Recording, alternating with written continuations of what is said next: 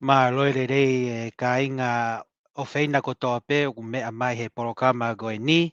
Koe wike re whakatonga eni tua ko mea Oi. o ku whakahoko rea taritari pe he porokama ku lo tonga lere wike re whakatonga i New Zealand. Pena o ngoi pe te o ki aiha rea tari tau kau pou pou mo kakai ko toa pe ku mea mai he tau porokama.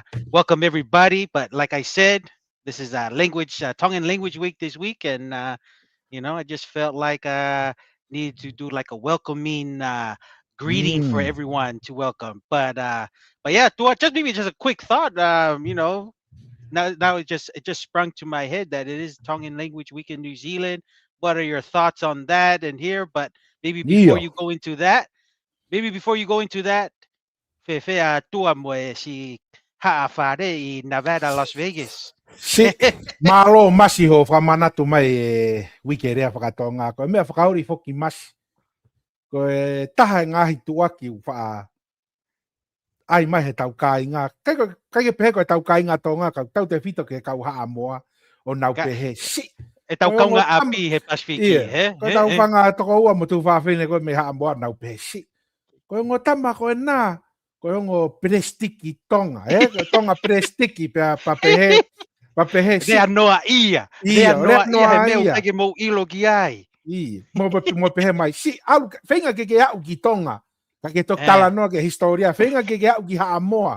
Pa ke tok tala noa ke historia. Slava au, io. O Slava ia. Koe foi mea e taha ke pehe ke alo ako ke rea whakatonga.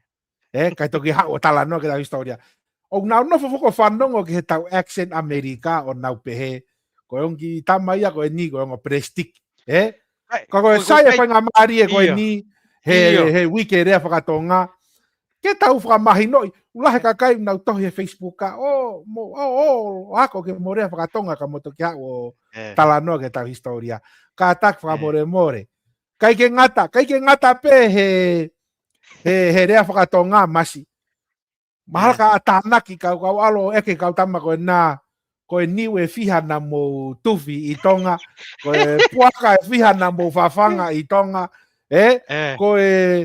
koe niu e whihana ke wau mo e whei umu, tu o whiha mo e ha, mahalo Talo la mo heke whei na umu. ito, na Iyo, ifiha. Kai malo tua. Koe mea be o nau pehe o fusai e ta riri whaka Piritania. He nau ware be nau tolu e nau whemaino aki he whaka Piritania ko nau pehe. O tui be, ka pau fusai e ri whaka Piritania. Tonu be ki whehalaki lai pe ku kai ke ilo ke rea whakatonga. Tau koe o kulawa pe loa. Ai loa. lava pe ia, ka te ai peha ki rea whakamiko masi, pa ke whakaosa ke rea whakahamoa, ko hinga ke ilo he tau kakai, kau whanongo, ka pok mo Kai whi ke al ai mea noa whakapalangi, ia e tau mea. iyo, lava pe al whakapalangi e tau polkalama. Ka pehe mai ke tau kai tako, mo talanoa whakamiko, te tau lava pe o talanoa whakamiko, pe ka pehe ke tau kolose tānoa whakahamoa, lava ko toa pe. Ka ai kau pehe ko estamos bien agradecidos por la oportunidad hoy para tener este programa en el Polynesian Eyes Podcast. Como la Mr. Aotearoa ha dicho que esta semana es la semana de la lengua de Tongana y ya ha empezado este programa en la lengua de nuestro padre que creció ahí en Tonga y todos ellos que quieren hablar en tongano o español, sí, podemos. Y la última vamos a dar a Mr. Aotearoa para practicar en samoano. Entonces, Mr. Aotearoa, give us a little bit of a Samoan flavor before we get into our program. Ia, whaftai mo le awa noa tua o te whiawhia tele whaasoa atu le tala whaasolo pito a tātou tangata i le Pasifika. Ia, ma o le whai atu i tātou tangata, ia, o le vai aso ngangana whaatonga, o le mea lea o te tautala whaatonga, e tāria o tau e matamata mai i tātou polokalama le nei. Ia, o se taimi o te whiawhia ai le tautala ngangana whaatonga, ma ngangana wha Samoa, ma e mawhai ona whesotai ma tangata. Ia, alofa tele ia te outou umalawa, ia, ma fa'alongo lelei e tusi ai ma le tala e tusi ai ma tatou tala fa'asolo pito, tatou tagata, ia, faafetai. Malo, Masi.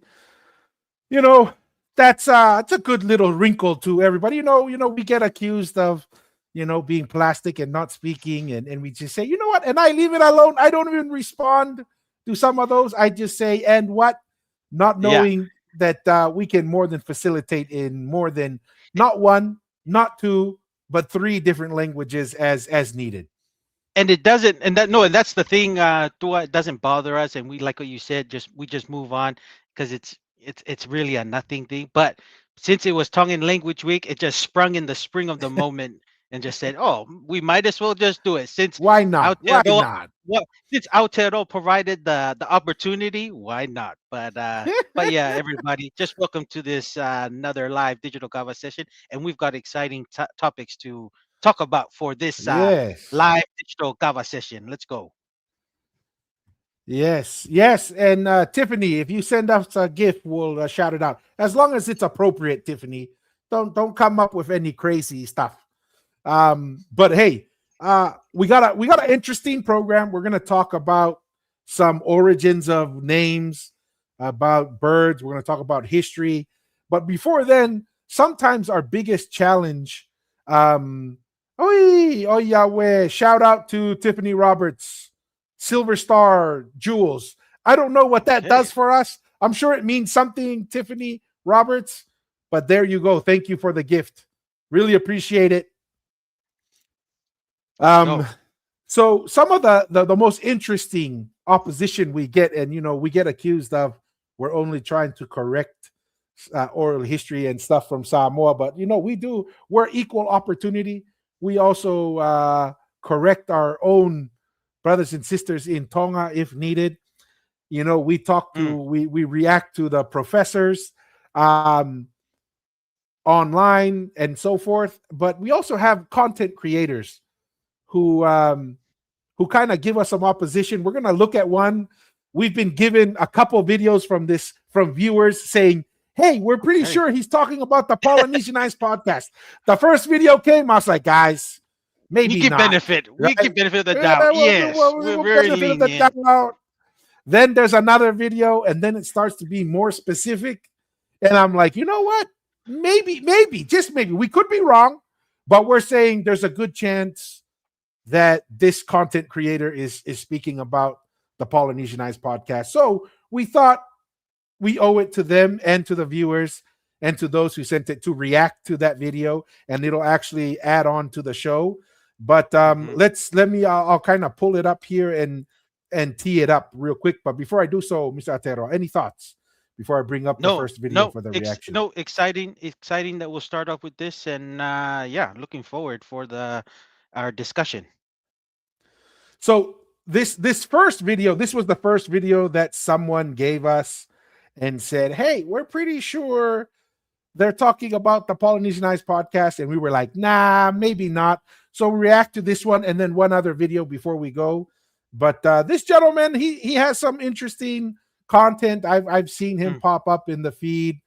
Seems cool. He has his mhm, own perspective on things, not neither for or against.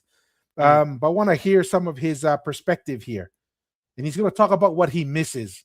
Right? I miss what? We'll see what he misses here. I miss not seeing so much Tongan men, these tough straight men online. I miss when there was a world without seeing them or hearing their takes, like their podcasts, and actually doing some real work. Like that's what I love about my OGs, my uncles, my brothers. A lot of my brothers are not even online, not on TikTok, not doing podcasts. They're actually working. They're actually providing. Not to think that they're perfect, but they actually fei umo, fei haka, umoe. So, anywho, we leave with a few words from Princess Pule Pilolevo. Let's pause there real quick.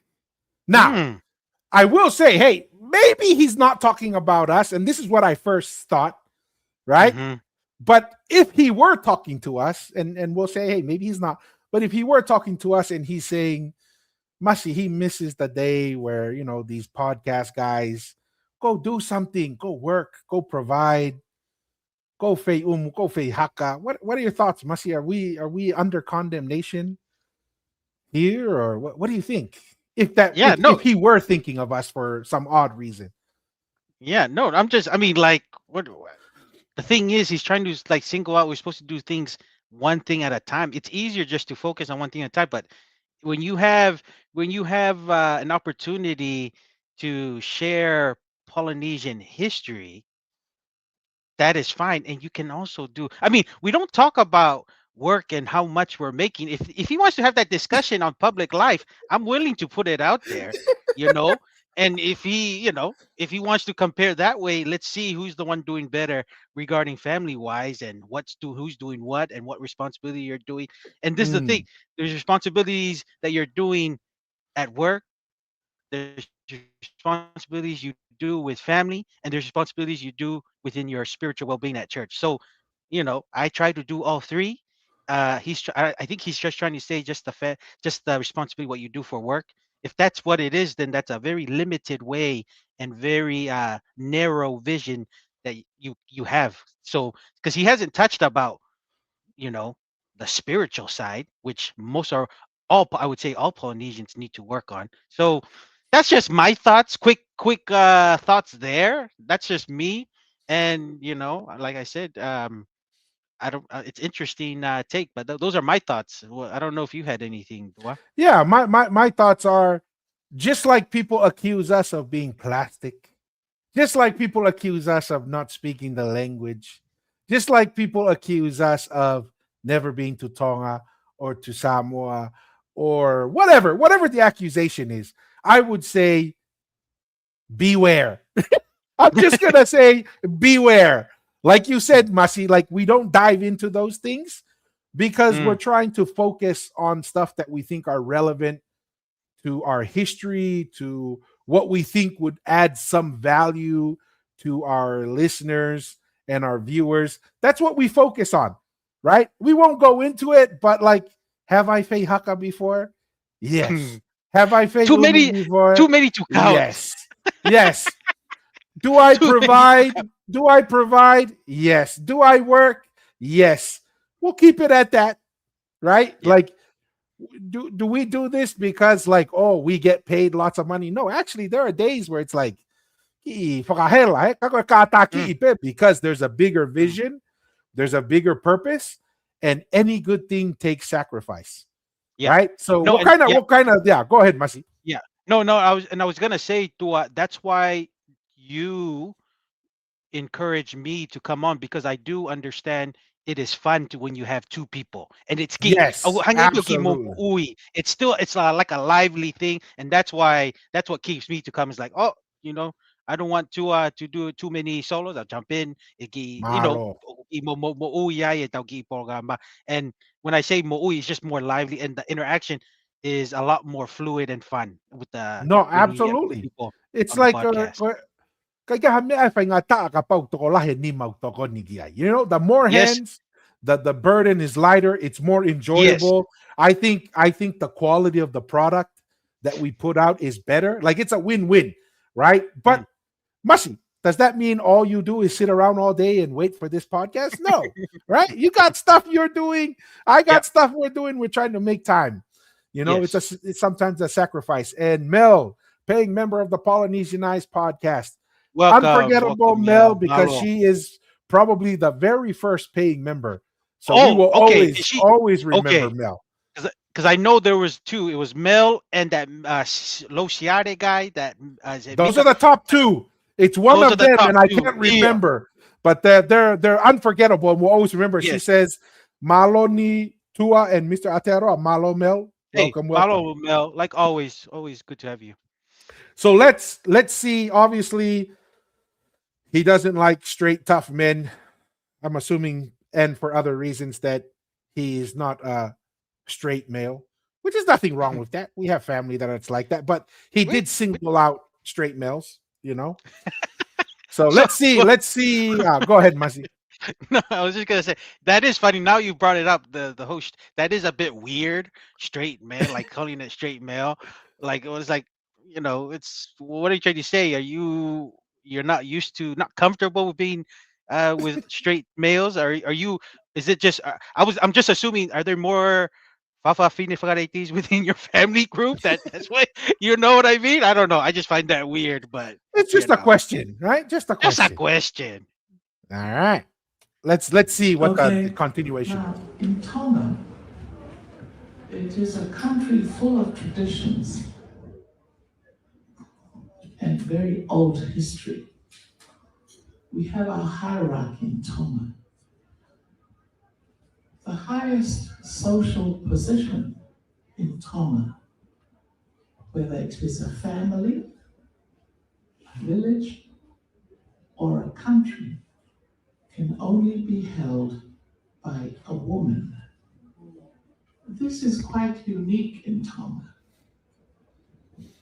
And the reason why is because Tongan women, our traditional work is producing treasure. You see these tapa cloths and these mats, they are made by women and they are called koloa. Koloa literally translates to treasure, something precious. And it is because we women, Tongan women, are the guardians of koloa. And we also are the guardians of our history and our culture and our tradition. Men in Tonga, their work is fishing, planting food, so their work is called maue, which means work. Now, one cannot survive without the other, so we need each other. You know what? Any thoughts, Mr. Atero? Yeah, tapu mo sa prinsesi pure salo te pirolevu tuita. Um, it was perfectly said. It is the woman, the social position is the highest within the women. But we've already touched on this, Tua, where there's the political side and then there's the social side, and that's where the women's role with especially family affairs in that social aspect, they have a big play into the family affairs regarding political and family land.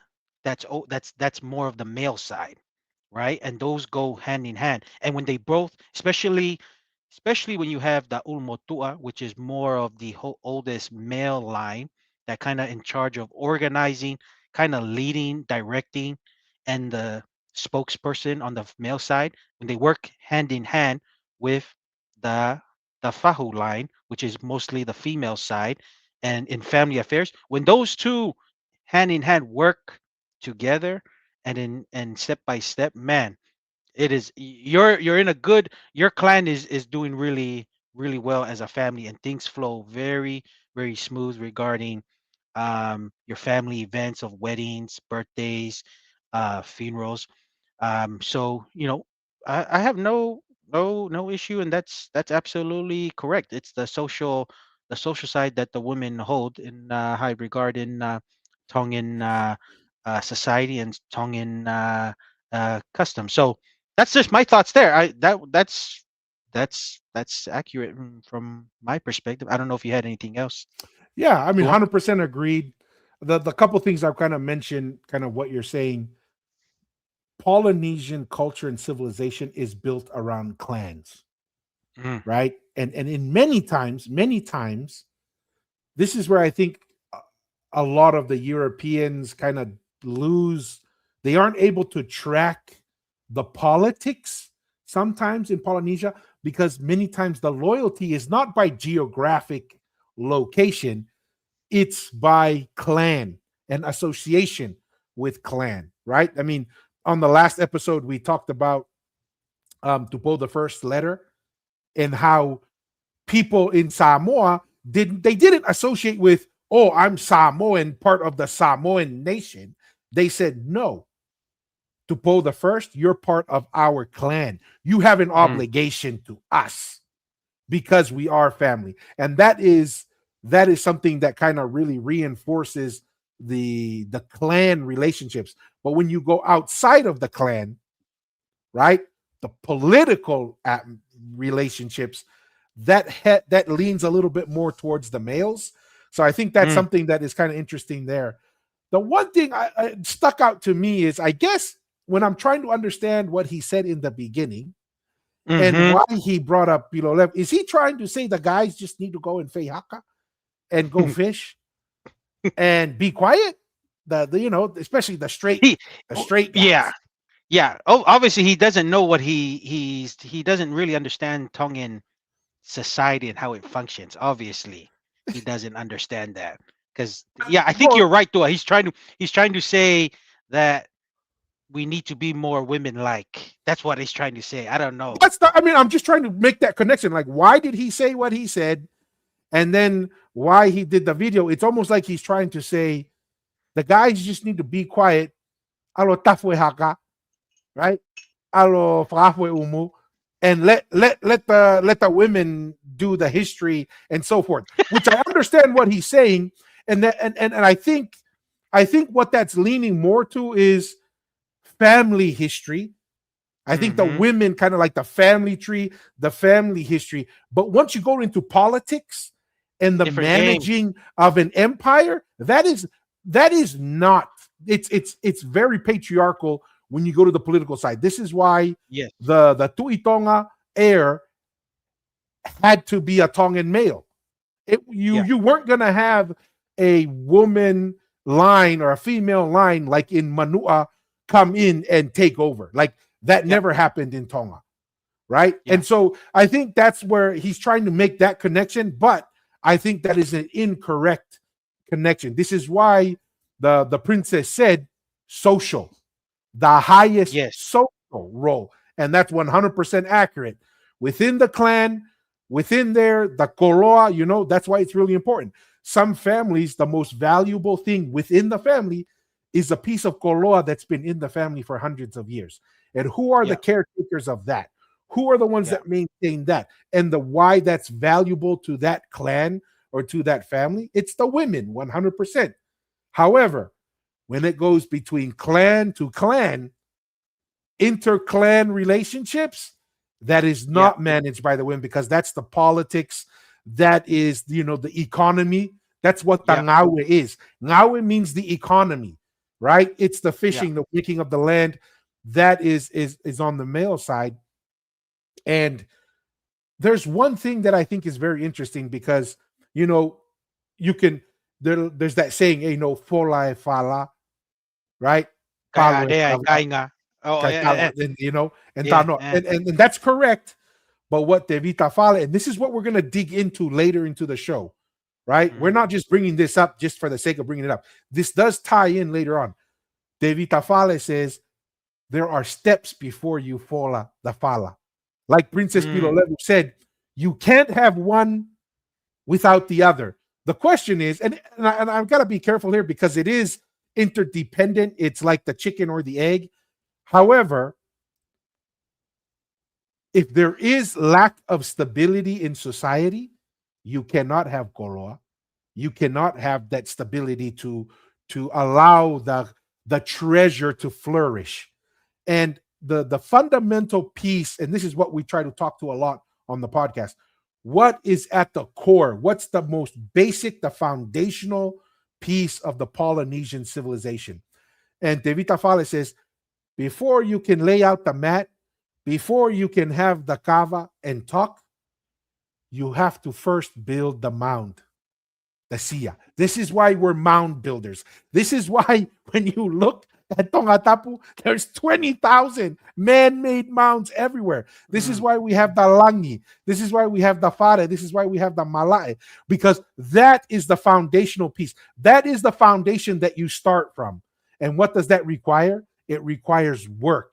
It requires sacrifice to build that. Then when you build it, the mound, then you build the fale, the structure.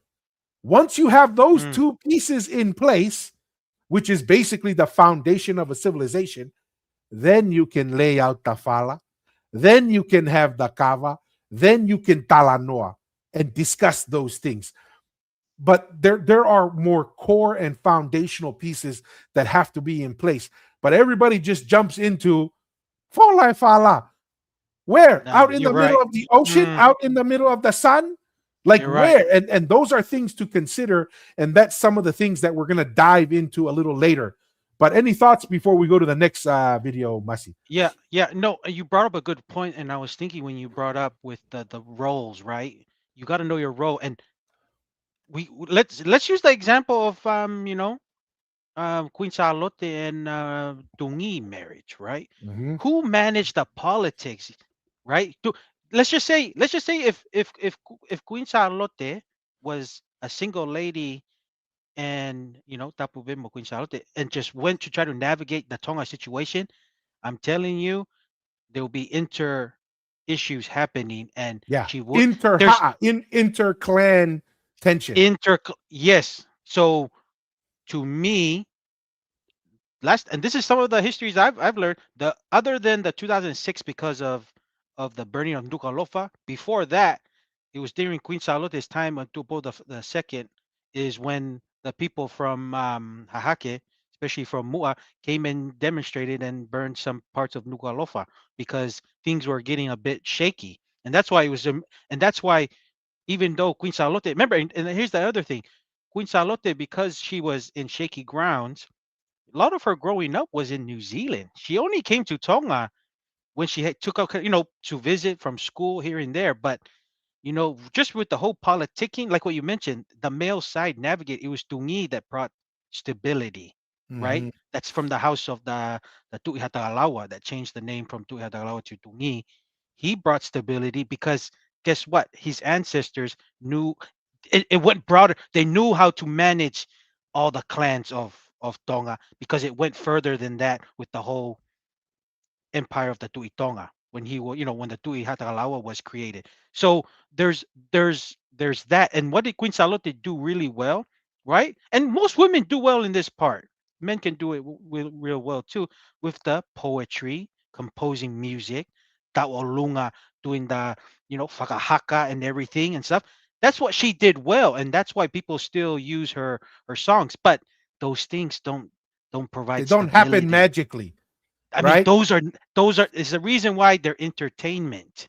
Those don't get Mm-hmm. you to provide you stability to have, Tapu Bimbo Tupo Wono, to have the sixth line of the Tupo family in charge today. So there's a lot of things people don't understand. And that's what I'm saying. That's why we have these podcasts. We share the ideas, the talanoa, and discuss. And that's a perfect illustration of the role of what the male figure can do, provide stability for a whole country, and the female, which is the family, which is very important. At the end of the day, the nuclear family, the closest nuclear family and the extended family, your clan, that's important and that's really managed by the female side, which is the fahu, and that's important, and they go hand in hand. But if you had to choose, the male side is very important to provide stability for the whole country and prevent colonization. That's what I'm trying to say. Yeah. Ua. I No, don't know if you had any 100%. thoughts on that. No, 100%. To me, to use the same illustration we're talking about is Tungi, Queen Salote's husband. He was the one who kept the foundation of the Langi and the Fale together. He Yeah, brought that stability between the different clans. Then it allowed Queen Salote to shine, right? yeah, Because the Fala getting laid out, the music, the poetry, was something that really inspired the Tongan people to beautiful things, right? Beautiful things. But you won't have that beauty if you don't have the foundation strong and mm, together. And I think that's something that's really important. Another thing that's interesting, because a lot of this is why like the details matter, and why I enjoy doing the podcast, because I have learned a ton, mm-hmm, is everybody goes, oh, it's the Tuihatakalaua line. And we're like, is it? We understand why you say that, but to me, in Tongan traditional perspective, the line of authority comes through the male.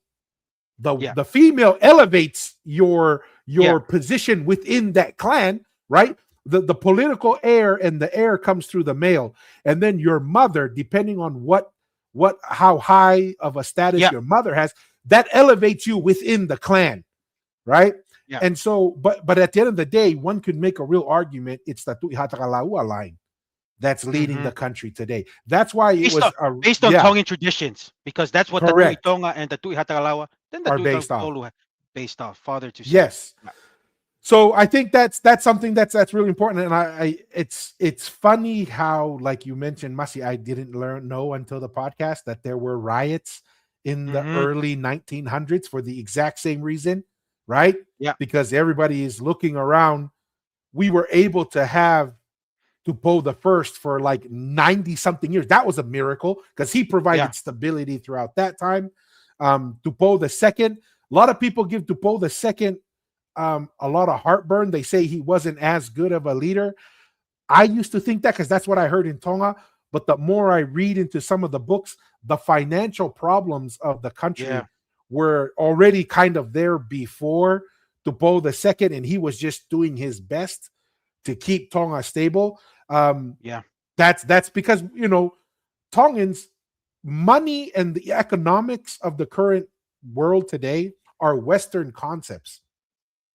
Our Yeah. ancestors didn't quite fully understand, and even to today, we are still trying to manage how to Still new. We're understand. still new to the game. Yes, Yes. and as we try to get better at managing the currency and the economic system, we're starting to see a lot of our people are starting to progress significantly in that arena. But in the early 1900s, late 1800s, it was a very foreign concept for our Yeah. ancestors to kind of figure out and navigate. So we got this video. We ignored it because some of the viewers are like, "Hey, we're pretty sure they're Hmm. talking about Polynesianized podcast." We said, nah, whatever." And then another one came that we're like, you know what?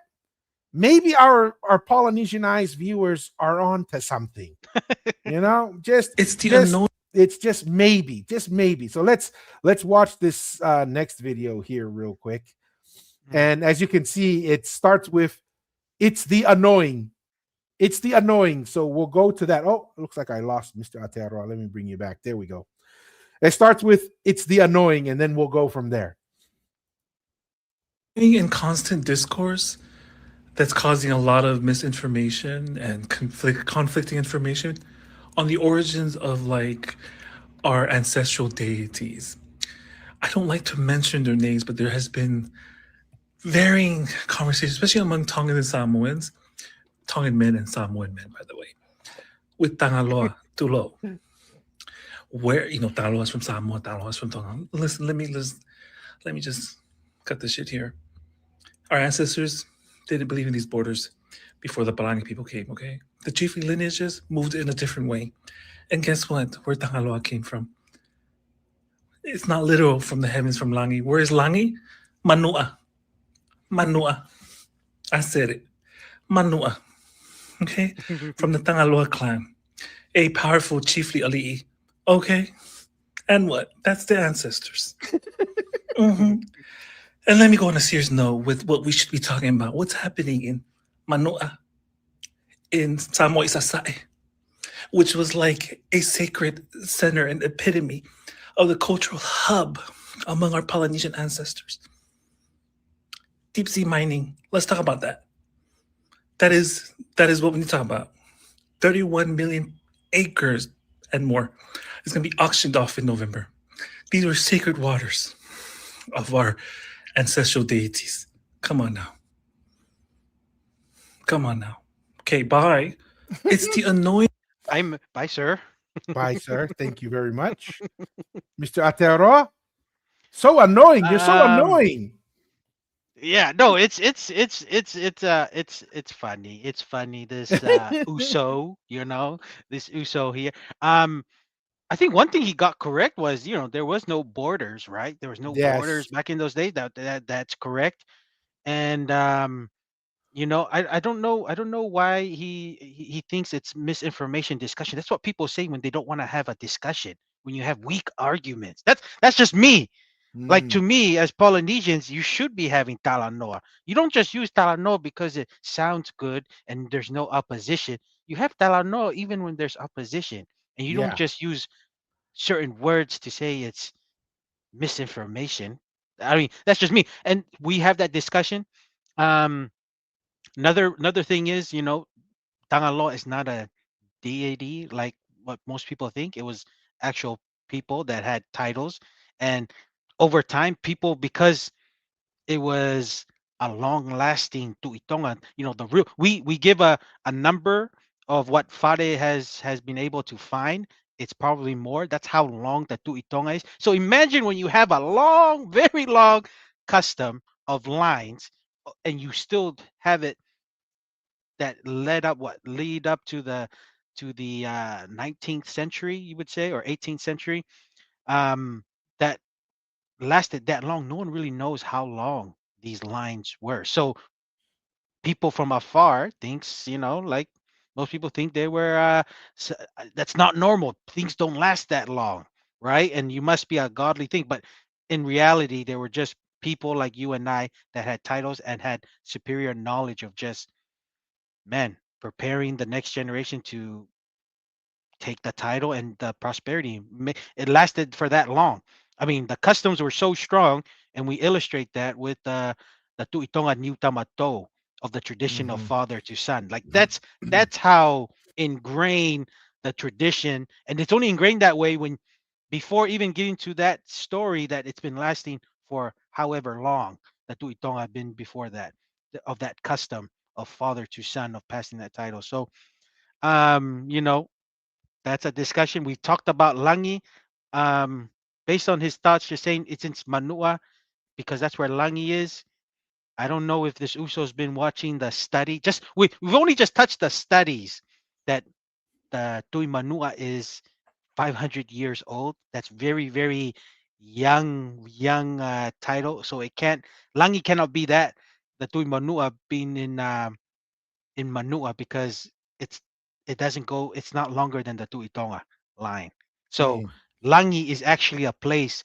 Langi is not somewhere no one does somebody live in the sky or in the peaks of the mountain. There's a reason why people don't live there, right? Langi is an actual platform that you can build and have your own civilization built around. So that's where the Langi is, and Langi is in Tongatapu. Um, so those are our that's a stronger argument there. So I think this Uso doesn't really is not from what I've heard, it's not as in depth for his reasons. Hey, and I believe have we tried to invite this Uso Tua? I think if he came, maybe he can expand a little bit more on I trying think to. I think I think I don't think directly. I'm trying to find our comment. It'd be great. Okay, Let's put it there. Here's a verbal invitation. Maybe we'll send him a DM and yeah, say, "Hey, come and join us." But he's a or our toko. viewers, yeah. Oh, he's a Yeah. toko. Okay, I didn't Yeah, know that. Watonga. He talks a lot about Tongan history and Okay, stuff from what I can okay. see. So See, he's see, this is why the Samoans are super excited about what he's saying, okay. Hey, right? it's Uso toko. What? It's the same Same thing. It's okay. thing. Same Same thing. thing. Same thing. We're one nation. Same thing. But here's the funny thing.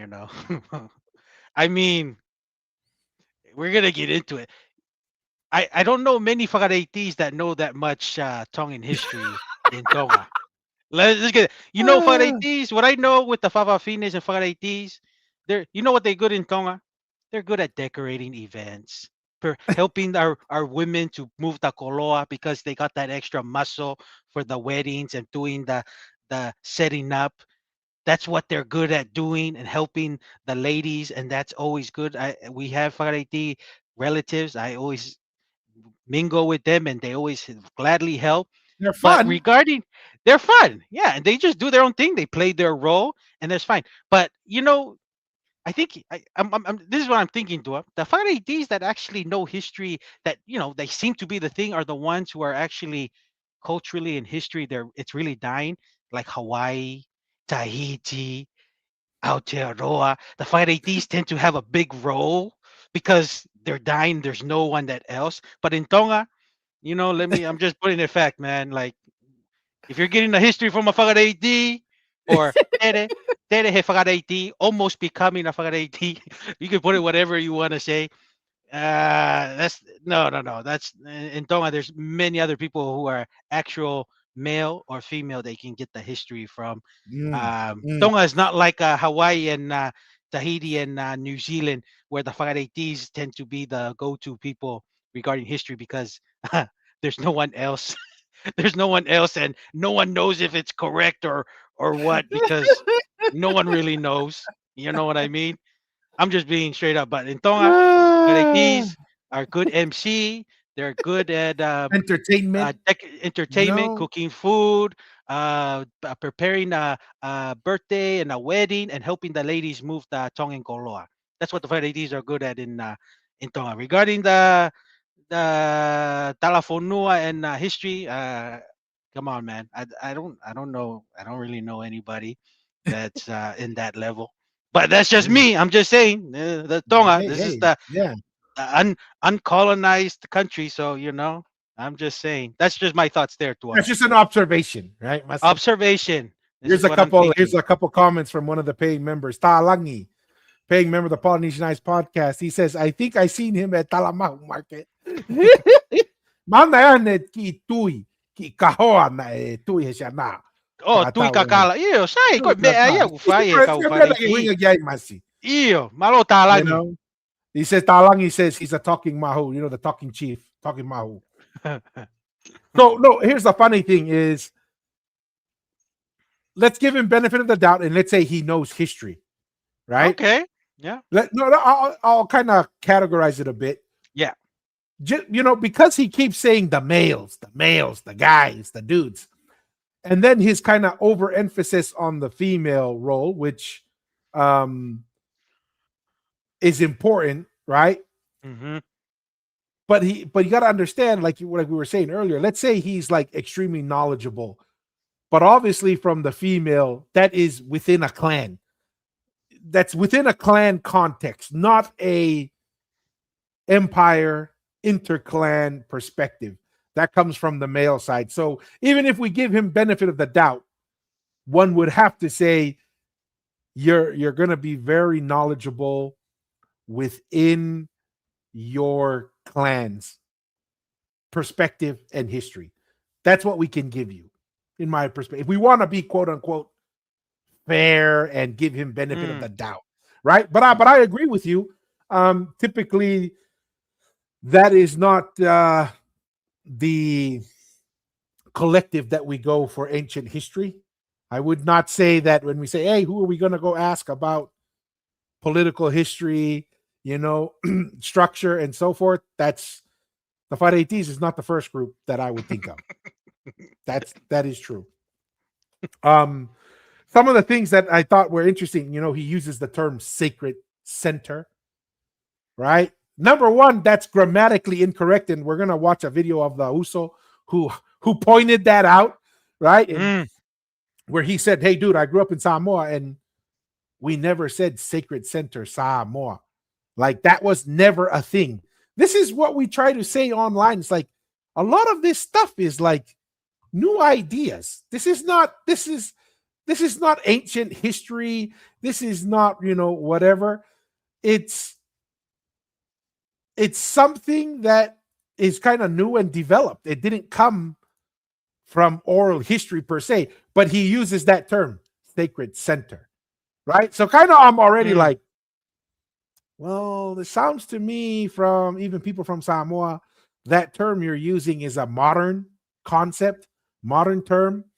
Obviously, like you said, we never heard of the Tu'imanua, right? But people kept bombarding us. Tu'imanua. So what we did, okay, fine. We will go and look up the Tu'imanua. And what did we find out? 500 years old. They did the studies, guys. They did the archaeological. and this was, what is it? What's the one? The Samoa National University, or what's the one Yeah, in American Samoa Samoa? National University. Yeah. Yeah, they had two professors from there, and one of them was a Samoan lady, right? Like, so this is not like a person sent by the Polynesian Eyes podcast who went and did this Yeah. archaeological study. This was done by a legitimate academic and also legitimate credentialed people from universities in Samoa. And they said, Tu'imanua, 500 years old. We all Yep. know Tu'itonga, well beyond that, well thousands of years, and we don't know how far back it could possibly go. And we'll talk about that in another video that we're reacting to later.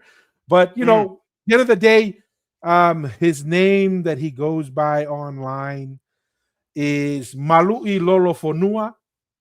Uh, mm, you want to hear his Marie Toko? mm. Look at the Queer Nesian 676 is his dad. Toko, we'd love to have you Yeah. join. Let's have a conversation. Yeah. We said come. We aren't gonna be rude. We joke, but it's a good thing is you're Polynesian. You understand the jokes. It's Yes. nothing personal. We're just having fun.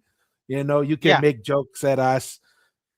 We don't take it personal. Mm. All right. Anything else, Masi, or we'll go to the next toko here, or Uso. Nope, nope. I mean, like you said, I think, well, if we indirectly had him on, that's fine enough. But I'm sure our viewers will let this gentleman know that he's Oh yeah. invited, because our viewers are awesome. That way, that's why I always give them props to our viewers.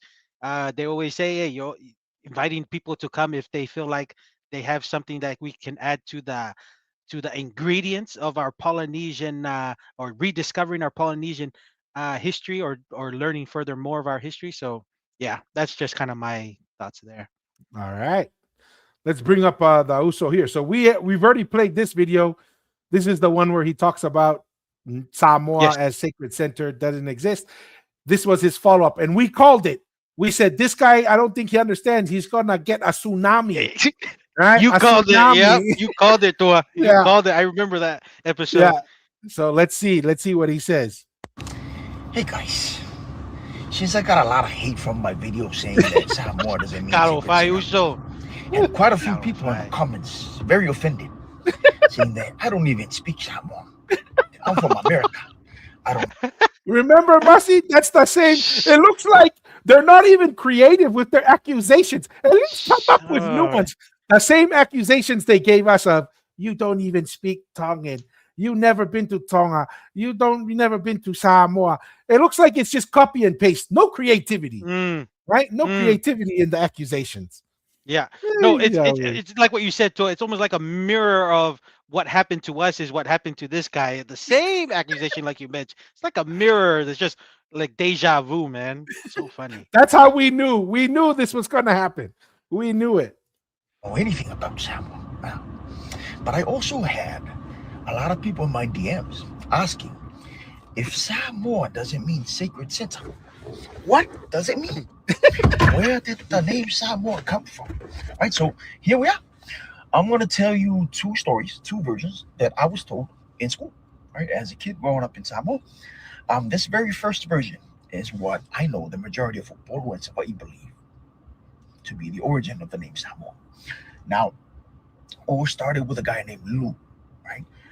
In Samoa, we know this guy as Lu Fasietu, right? And you'll find out Lu, the God Killer, right? That was the extent of his name, Lu Fasietu, or Lu, the God Killer, and you'll find out why, right? Now Lu used to live in the village called Whangalua. Now, if you drink a lot of kava, you should be very familiar with the village Whangalua Yes, sir. because that's mainly where the very good Pangaloa. Samoan ava come from. In Samoa. Oh, so they're known for kava They're in known that in area? every Samoan that's lived in Samoa and come from Samoa, they know that regarding Samoan um ava or kava, what they get Fangaloa is like their best kind of place to kind of produce, and they mass Is, produce it in a good isn't quality. that where because I remember that one Samoan guy who reached out to us and said, everyone knows a lot of the Matai there know that unless you're connected to the Tuitonga, you'll never be a king or a queen Mm, over Samoa. mm. And he said that that's an area, a lot of the Tongan influence was in that area, according to him. Fangaloa. Does that sound familiar to you at all? Yeah, no, yeah. I mean, I don't know the too much of those details with the thing, but I mean, like we've always discussed, Samoan history tends to seem there's a lot of correlation. Anything regarding a Tuitonga event or a Tuitonga's daughter or a having a scuffle and then the Tuitonga proclaiming something, it seems to be whoever can get the closest and legitimize their connections to the Tuitonga is elevated in Yeah, Samoa they as a get whole. more influence. Yeah, yeah. Compared to a Samoan who's married to another high chief's daughter or something with another island within Samoa, with a very distant relative from the Tuitonga, it's not as high as somebody that's directly a Tuitonga connected to the house of the Tuitonga. So yeah. Mm. Okay, all right. Now, Whanganua is also where the Samoans believed that Tangaloa used to live. Now, in other islands of Polynesia, they have their own beliefs of where Tangaloa used to live. But this is where Savai'i and Upolu believed that Tangaloa used to live. Whanganua. On top of the mountains there in Whanganua, there were the 9 heavens, or the Langi Toiva. That's where people believe Tangaloa used to live, in the 9th heaven. Now, back to Lu, right? Lu I had want to pause that real quick. That doesn't seem to line up with people who say Manua because they say Tangaloa is from Manua, and that's why the Tu'i Manua is so achy. Sacred. Io. Yeah, and then they a lot of the people that we have spoken to, or the people we have spoken to, they all recognize that Manua was the first, and then the populating of the islands moved west. But if Upolu and Savai'i say Tangaloa lived in Pangaloa, but that was populated later, that doesn't seem to Mm. make sense. I'm just saying, just trying to kind of put some of those pieces together. Yeah. No, and just to add on to we've kind of shared that thought, like the archaeology study that was done in Manua, it didn't seem right. We probably I don't know about you, but my personal opinion, maybe Tui Tonga, I mean, the Tui Manua is a bit further than 500, but just from based on those studies, that it's 500, so we just kind of go from there. Because if that is accurate, then definitely Upolu and Savai'i with some of their archaeological work is Would much be with older. some of their much older. So I think that's something with people, the current people who are fascinated with Samoan history and in details, just regarding that, to break that down, um, probably need to further provide more concrete explanation of exactly those high titles like Tuimanua, the Tuya Ana, Tuya Tua, just try to further solidify exactly what's the origin of their history, because it's not matching with some of the scientific Data. details that are Yeah. data that's coming out of there. So yeah, that's just my thoughts Yeah. there. No, 100%. some chickens. Everybody in the village knew that Lou is very, very fond of his chickens, right? You don't touch Lou's chickens, you don't kill Lou's chickens, you don't look at Lou's chickens. But Mhm. one day, the Tangaloa family came down from the heavens to go fishing. Now, in some versions, they just came down to swim, but in the versions that I was told, they came down to go fishing. Now, when they came back from their fishing, Lou wasn't home, right? But they came back and they put their fish down while they sort their equipment, put their canoe away.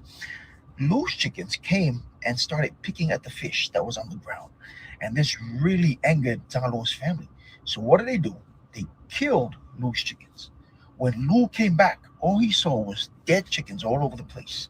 And the village knew Lou was upset. So they came to Lou and said, "Hey, it wasn't us. It was Tangaloa's family. Tangaloa's family killed the chickens, and Lou lost it. Lou freaking lost it. This man went on a rampage. He killed every Tangaloa related kin that he could find on the way up to the ninth heaven, because he wanted to take this matter all the way to Tangaloa. All he heard was Tangaloa, and that was it. Like, okay, I'm gonna go to Tangaloa because like, he killed my chicken. Now he killed everybody from the first heavens all the way up to the seventh heaven. Tangaloa saw this, and Tangaloa got scared. Like, this man wasn't gonna stop for nobody. He was gonna kill every god until he killed Tangaloa. So Tangaloa, in some versions, Tangaloa stripped his daughter. Her name was Lamwa. He stripped her of her clothes and threw her down to the eighth heaven. That's some versions. In some versions, Tangaloa asked his daughter to go plead with Lu. Go plead with Lu to save us, to spare us. So that's what she did. She went down there, but instead of talking to Lu, she went down to the eighth heaven, took off all her clothes, and she just laid across the road. Before Lu got to the eighth heaven, the first thing he saw was Lamwa laying across the road naked. And that's where the Samoan proverb comes from. Ua whaalava Lamwa, I le whaiva o whaleupu. You'll see that then they will say when a chief is done with his speech, they will put their staff or their toto across like this, and they will say, my speech has come to an end, because that was where Lu's rampage came to an end, right? And that's also where a lot of people believe that the word tausala came from. Tausala is a more respectful way of saying girl, right? Or tini in Samoa, because this is the price of Tangaloa's Tangaloa's family's wrongdoing, right? She was the sacrifice for their wrongdoing, right? That is the meaning of the word tausala. Tau, price, right? Or the cost, I guess. And sala is wrong or wrongdoing. Now when Lu saw this, his heart was softened, and he was like, you know what? Cool, I'm done. So he went back down. When he left, Tangaloa declared to all the nine heavens, hey, anybody that goes down there, Lu's chickens are off limits, right? So any god that came down to the land for any reason whatsoever, they all knew, Esa Moa Alu, Lu's chickens are off limits. Samoa, right? Samoa Alu. And all of the land, Lu's chickens just ran wild, because all the gods knew Samoa Alu. And all the land knew Samoa Alu. Samoa. That's where a lot of people believe Samoa came from. Now, the second version comes from Manua, right? Manua believe that the word Samoa came from the son of the tree Manua named Moa. People believe that Moa is where all of Samoa came from. The son of the tree Manua, is where everybody in Samoa came from. Right? That's why it's called Samoa, the people of Tuimanua Moa, the clan of Tuimanua Moa. That's why it's called Samoa. Now, keep in mind, Samoa is full of stories. Samoa. Samoa is an island of endless stories, right? But those were the two main versions that people in Samoa know. Two main versions that I was told as a kid. But I get a lot of people in the comments saying that I don't know anything. I'm American, right? Guys, I just moved here. I didn't leave Samoa until I was 25. I just moved to America.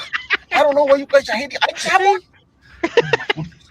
But guys, those question your Samoanness. I never heard of my teachers, my elders, nobody say that Samoa literally translates to sacred center. That's not to say that they didn't teach Samoa was the center of the Pacific or Samoa was the heart of Polynesia, because as a kid growing up in Samoa, you will hear that repeatedly. Samoa is the center of the Pacific. Samoa is the cradle of Polynesia. Samoa is the heart of Polynesia, right? But I had never heard anybody say that the name Samoa, literally translates to sacred center. I think that's a more modern take, right? If you want to stick to it, if you want to believe it, hey, you do you, bro. No hate, nothing from me. Right? I'm just saying, yeah, you might want to do a little more research. But hey, if you want to stick with it, cool, bro. No hate. We're all one. You know what I mean? But yeah, you guys have a good day. All right, Malo Uso, Malo. Yeah.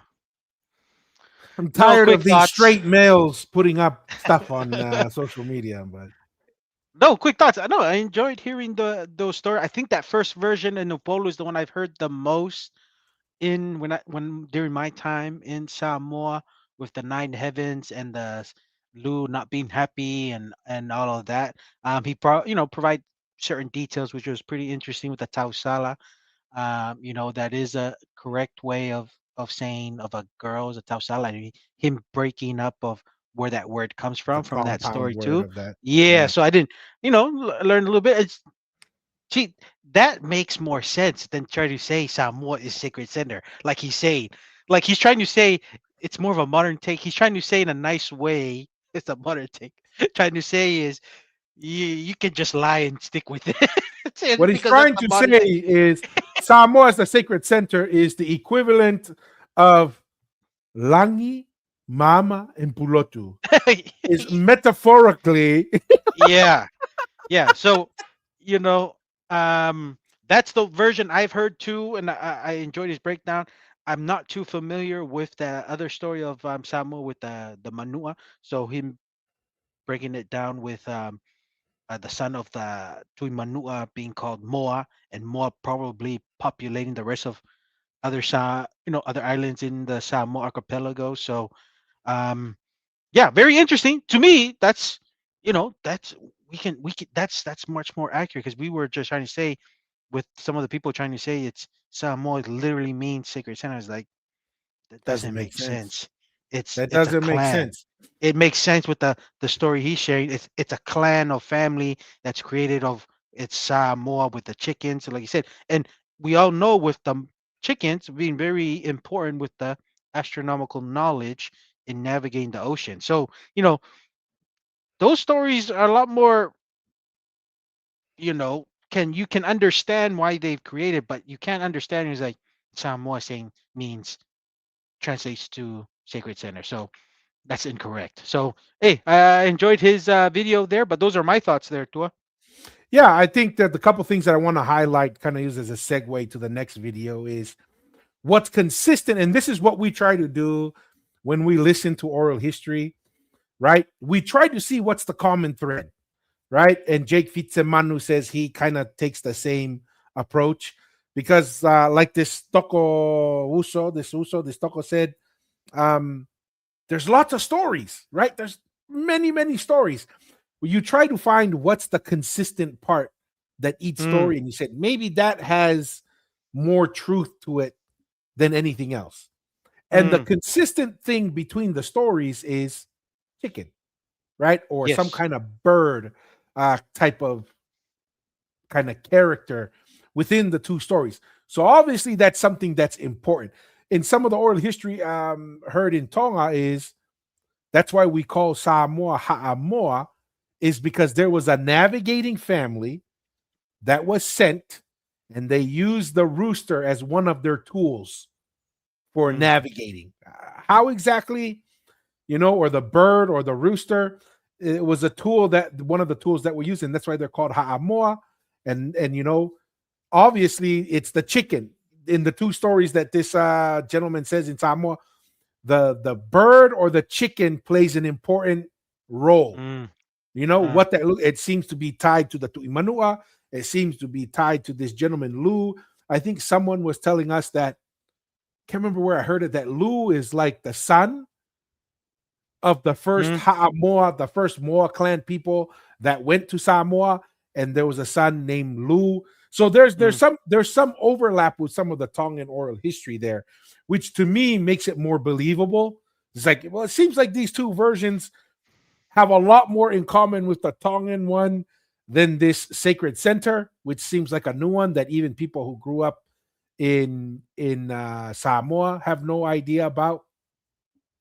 So that to me is what's interesting, is the bird, the chicken. And that is where I think, this next part is very interesting, because we're going to go into a story, kind of two documentaries about a bird slash chicken, right? That has something to do with telling the tides and weather and time, which is kind of tied to navigation and to the Tuitonga, and when Fiji, one of the earliest settlements in Fiji. So this is not something that is uniquely spoke of in Tonga and in Samoa, but it seems like even in Fiji, there's this correlation between the bird slash rooster with the Tuitonga, with navigation and with moving. So this next part, I think, is kind of interesting, that we're going to watch and go through. But any thoughts on that before we go to the next videos, Masi? No, you're absolutely right.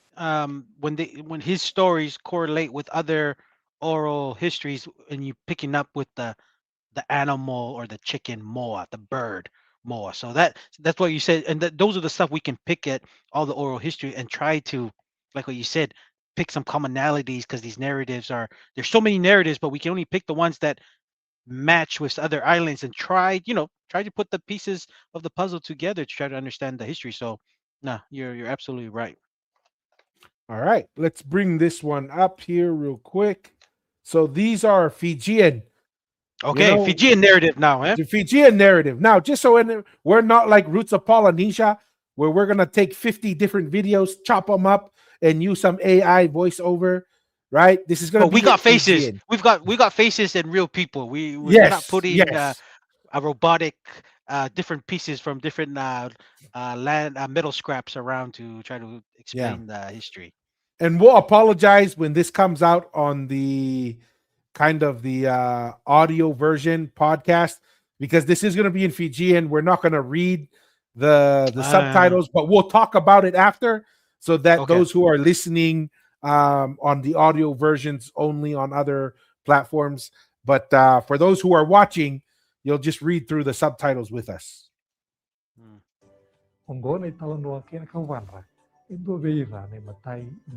So the important part here, I just want to say, they're going to go to Nakauvadra, one of the first settlements. That's an important piece. So we're talking in all of Fiji. There's the setting here is when the first Fijians first got to Fiji. Around that time frame is when this story is going to happen, because this is supposedly one of the reasons why they spread out to other areas, is because of the conflict or the tension that comes out of this story.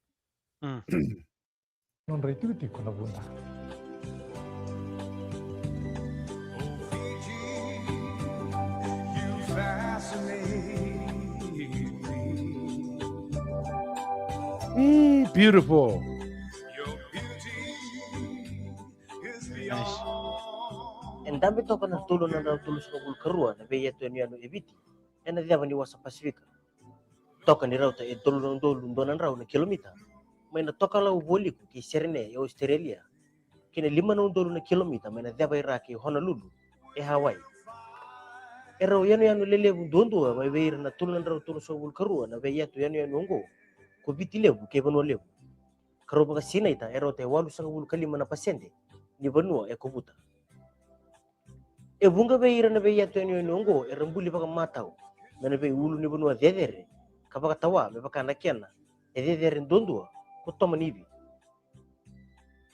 e sanga ni pakwai na beya to ni nongo e na itukuni makawa baka Banua ndautu me baleta na Banua So this is about the genesis of Fiji.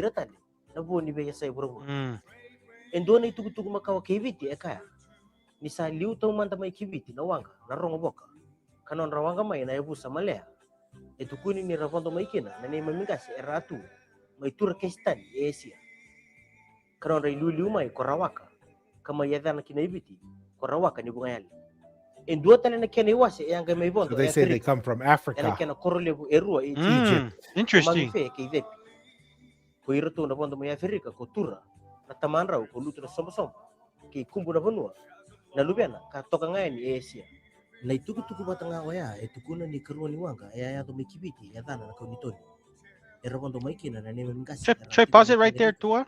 ke bunda Afrika.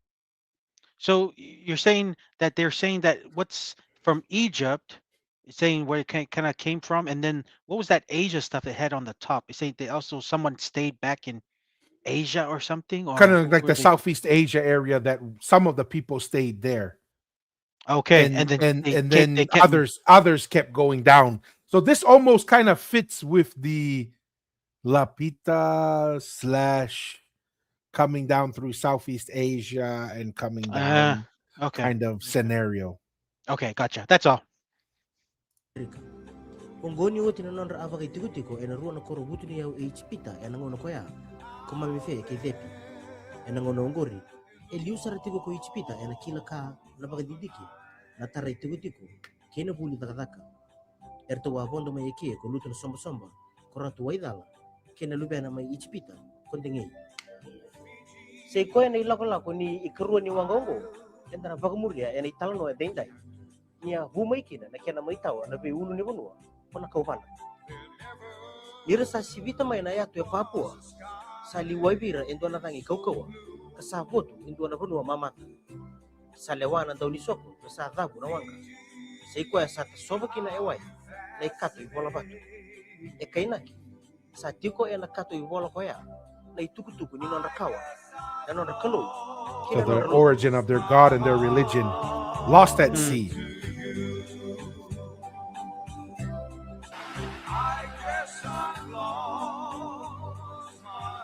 Yin sa dhabu tali kiwalua na kauditoni sa mua na udui bunda Vagalelai era saya to kibanua karsa tawasi meia na baka sangang karabanua kondingi yang ga laki kunei na kaubanda na koro endra laki sikop So this is them going up to that place. We're talking like the first settlers of Fiji, according to their oral And this is history just right here. oral history only, huh? Yeah.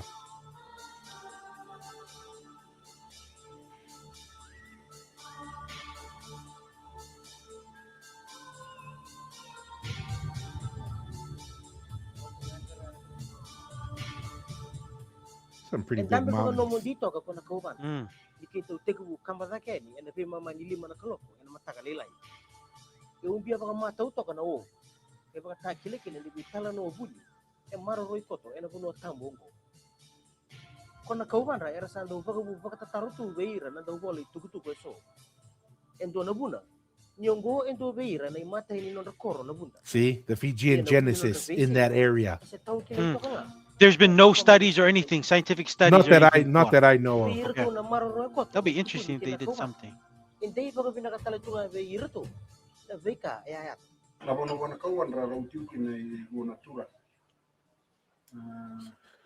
So we'll watch a little bit of this just to kind of show like that he's going to talk a little bit about the story, and then we're going to go to a whole, just so that people understand this is not just this one. We're going to go to another documentary by other people having another person tell a similar story, but this one we'll talk about, he's just going to talk about one of the three people that are associated with the rooster, but we'll just kind of let him start a little bit. But I want to go to the other video to get into the story because they go into more detail in the other video.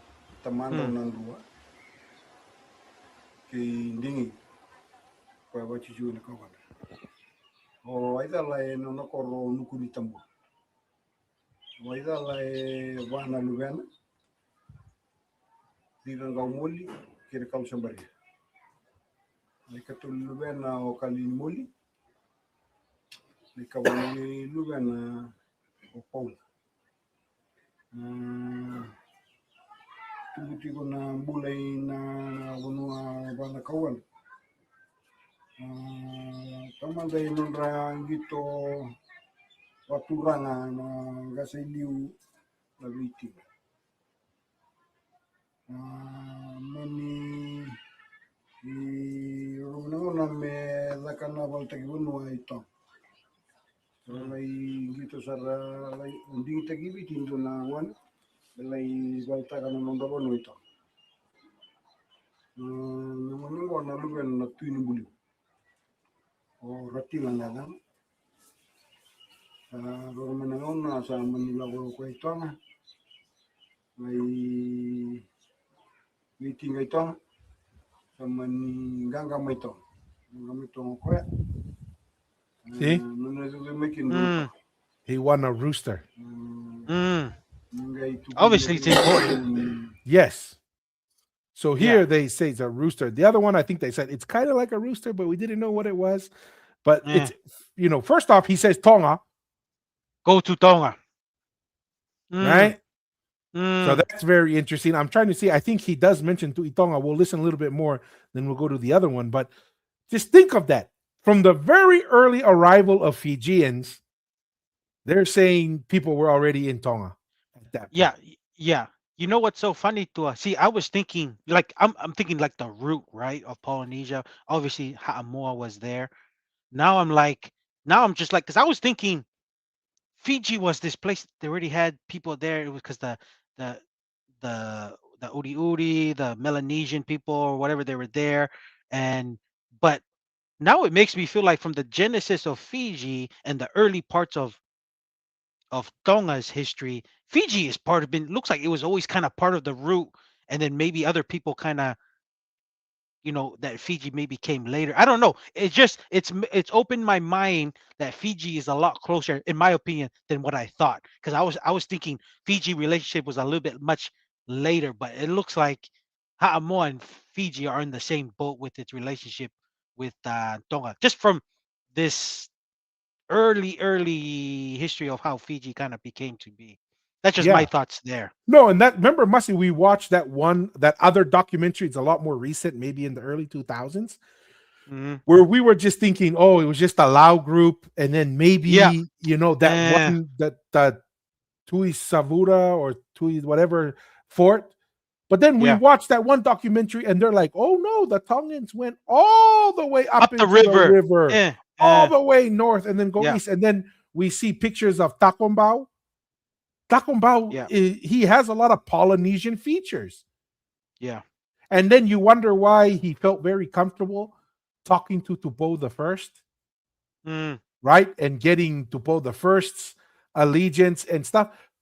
It seems like you're saying like Tonga's like relationship with Fiji is way older than I anticipated. Way older. And this is why I remember reading that Fiji's like custom was when they ran into people that they didn't know. You know what their first reaction is? Kill them and eat them, is what I remember reading somewhere. Except for one group, the Tongans.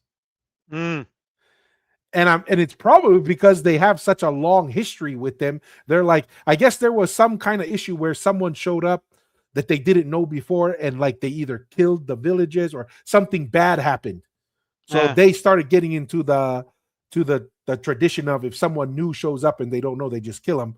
Yeah. But the one group that they didn't treat that way was the Tongans, and maybe that's why the Tongan missionaries were so successful in a lot Fiji of them because of that. Fiji, yeah. I'm just waiting to see. I think he mentions Tuitonga in this, but okay,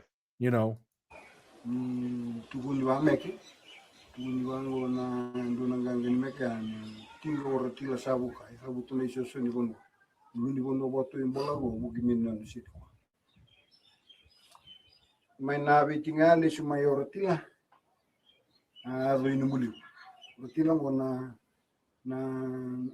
luwe na tuinumuli na bono ay lako maiki na wati soba na tambua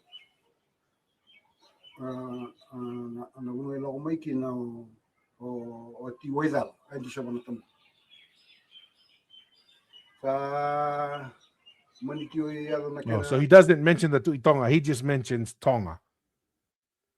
We're now going to go to this other one, but the important thing is the rooster. The moa is an important aspect of Polynesian. Like when we talk about the foundational pieces of Polynesian culture and civilization, the bird or the moa, and maybe also the kiu. There's certain birds that play a fundamental role in that. This is why, like, understanding where the term moa comes from for Samoa is very important, because that could be a fundamental piece, not just for Samoa, but for all of Polynesia. You're gonna say something? No, and I was gonna just say, and that's why. That's probably, like, regarding animals, the moa was probably the most important thing. The manu. When they say manu, I'm just thinking in the ancient days, when they say manu, they probably had a reference to the, to the varieties of different kind of moa or birds. Yeah. I don't know. That's what I'm just thinking. Yeah. I don't know. Not 100%. So here's the other one. It's a different documentary. They're going to interview a different person, but this guy goes into more detail. Similar things, birds, Tonga, but he goes into more detail. So weekend sa kilaturi tu Congo. Itu talaga so katambo mo sa ruwa. Au sana to bolea me wase mandani. Lebi kar kilatu na itu kini wonwa. Karawase bi on lutulim sauti ni karosu kan September. Ronon dulcin kolo. This is 2018. Iroda sa rebe ko madali meli na tua. Kau kadibitu ela mula. Ko do biro na turanga. Rono usunda tigaro bonwa ni tukulebu salvaro sarama. Sabnaka. Eu na evangu meli na tua. Do kile tunga na ela mula. No koro ka do leva. Era. Suvina baki tinkadi wali masong karua katin kanton April kung saan baki ang saung tono tiko na.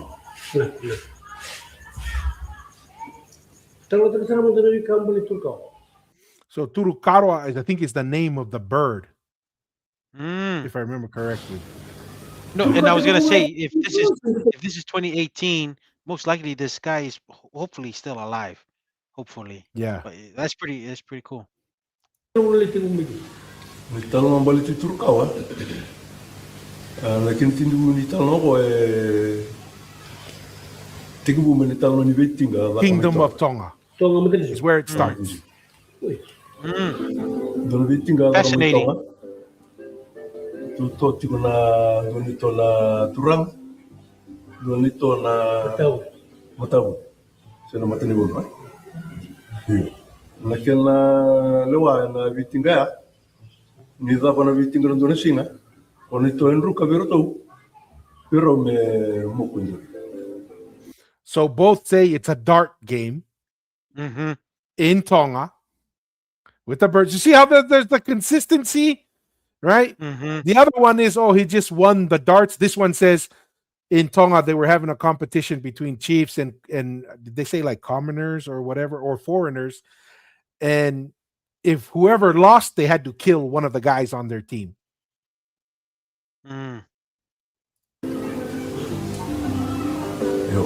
Akan matindi singa ni Betinga. Dava na matindi singa. Atu umrukan itu entura.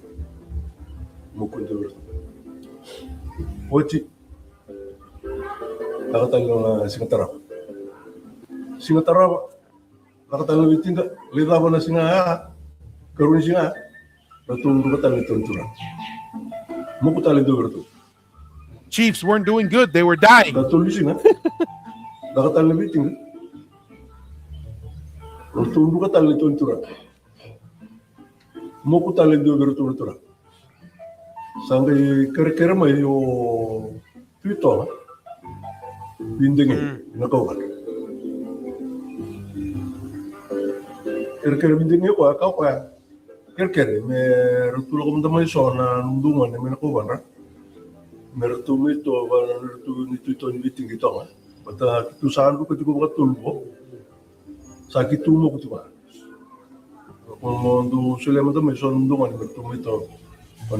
So the other story is only one person. This story says 3 people go to Tonga. Ang tunding thinking na lito lang. Doon naman na may Mali, Menasan. Doon naman na may Wadakena. Ya may narabi-rabi. Doon naman may nunggu. Ya may nanraw. Aro do ting dictag na letulong mo. Sarto may lako ito. So this is the northeast and east side of the main island. Tulungan ko sa nito to dingin marto sa ito. Tulad nga ni na ngunong ko sarto le garabisar akan lebih garabi ko no gitu. Mata kan singa tara ba sa garabi. Bakal lebih tinggi baru tu sa dulu sa ro tulungan. Gitu. Singa ni mata ni singa marto sa gitu kinoro tulungan ako. Laban ni mata ni singa artunggang kan itu ramai itu. Bertemu ke rumah terima nuat. Oci singa tala tarapa. Nakatala lebih tinggi artunggang kata itu entura. Mau ku tala dua bertu rumah terima. Wah juga ya, melo laban gitu ya. Melo pun sa li laban na lebih tinggi laban itu. Sama raw baka bila ka boleh wo tutong Tuitonga. sa kako masa kan dole kerutu kakan kerutu na kan dole kerutu mangit na kan mo bila kerutu mo Quick question, Tua. sa kan mangit mo bila ka kerutu. So who was the opposition that was vying with the Tuitonga in Tonga? Did he give it? I don't know if I missed it. So or... he didn't, but you got to remember, it's not a. According to this, maybe it is a war, but it's represented in a game. But they just call them the spokesman. Interesting. Maybe the early part of Tuitonga there was still opposition. It wasn't guaranteed after the transition from Tangaloa. I don't know. That's all. I just thought if you caught it or I missed it, who's the opposition to the Tuitonga that was like kind of happening. And I find it interesting that I don't know if this has any relation to it, but in the story of Aho Etu, there's competitions of spear throwing and Aho Etu getting killed and opposition. I don't know if that has a story. I don't know if that has any relation to it, but that's just me guessing. That's the similarities. We're trying to. Yeah, you're absolutely right. Maybe that early part with the whole Aho Etu, his navigator looks like he had a navigator in Tonga Aiki that sent over him to Fiji. A place, Fiji, some guys to come help him, and maybe who knows, maybe Tangaloa. They say it is a game. That's funny, eh? Because it's a game with the Tolo Sika or throwing of the darts or spears in the Tonga's oral history with the first Tuitonga. Maybe all the brothers had certain allegiances in the early parts of the transitioning to figure out who was gonna come on top, and the losers would kill, or I don't know. It's interesting. I'm just thinking this just kind of very raw. Yeah, because we never hear this before, right? Like the moa. We don't realize like the bird or the moa is like such a important part of the culture, and this is why I'm saying like Samoa wants to say sacred center, but they want to forget about the Moa clan and the important role that has. And if you just take the sacred center definition, well, then you're leaving behind possibly a very critical piece of the foundation of the Polynesian civilization. Right? So this is fascinating. Yeah. The fact that this is so early in Fiji's settlement and the Tuitonga, the similarity with the bird or the rooster, the Tuitonga, this is fascinating stuff. Abang tu mertu salis mai, sangai soli mai bertu Tuitonga, dono bertu lo, nonai lo, bertu nama. Dono bertu, tolu na kisi tu kongo. Well, and it brings up another question, Masi. We know that tui in Samoa was a Tongan word. Yeah. And if this is in the very early stages of Fiji's settlement, that tui is more than likely coming from Tonga as well. Yes. Right? 100.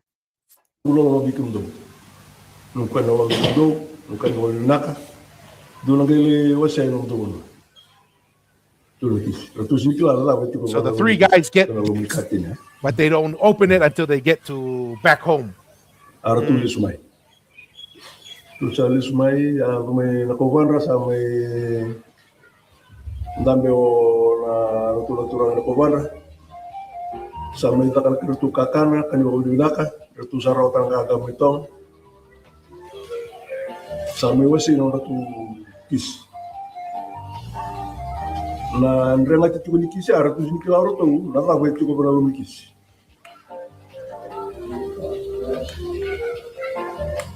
Awase na kisi wase wanga bala go na korma ka na kuban. See the old village up there, the old village. Sa ratu gitara ratu kisan ratu gelimbo suka ratu bon tugune kene tutuku la ko na wana may wadakena may naragrabi. So the first guy soil in his tuguni jume wa manangel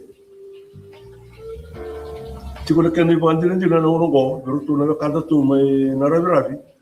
Isn't that fascinating? Say that again, Tua, that you mentioned earlier. So the first guy, because they get their package, right? Package, their gifts. Yeah. They go back to each of their villages and they're opening. The first guy opens it, and it's soil. It's dirt. Yeah. And then he says, "Well, go ahead." No, I was gonna say, and that's right. That's almost like a representation of the Tuitonga telling him there's certain tofia or certain land that he possessed that he's giving him access to. Yes. Maybe fertile land. That's what fertile land. We're trying to make this like practical to understand, because of course this is in story form and everything, right? Yeah. And so he's given that. And he says the proof nowadays from our friends in Ravi that whatever soil they plant in will bear fruit. So it might be knowledge, Masi. Okay, that's a good point. Yeah, it could be agricultural knowledge. Yeah, right. Yeah. Like, because remember when we look at the Hamonga, one of the biggest thing was the season. When's the best season to plant? The best season to harvest? When's the best season to do things? And it says here, for whatever reason, the people in Ravi, whatever soil they plant in, those people have that talent. Like whatever they do, if they do it, it'll grow and it'll bear fruit. So it's either like a knowledge or something, or like you said, a tofia, or they know how to select tofia, or they were given a place where it's fruitful. But the point is like these are powerful, and they're like, yeah, see, the evidence is these guys can plant anything and it'll be productive. Okay. Yeah. Rotunduti. Sama tanggalin kali baka tawa rotuti tikina. Wala bang ano. Ravi kaya Koro and Koro. It's a Koro. It's a village. Ono may mali.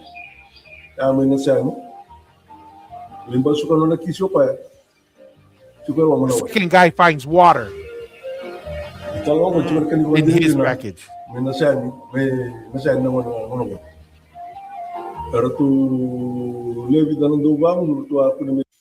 What do you think about that, Machi? So the current Fiji water that's getting the water to the world today, that was a gift from the Tuitonga to Fiji.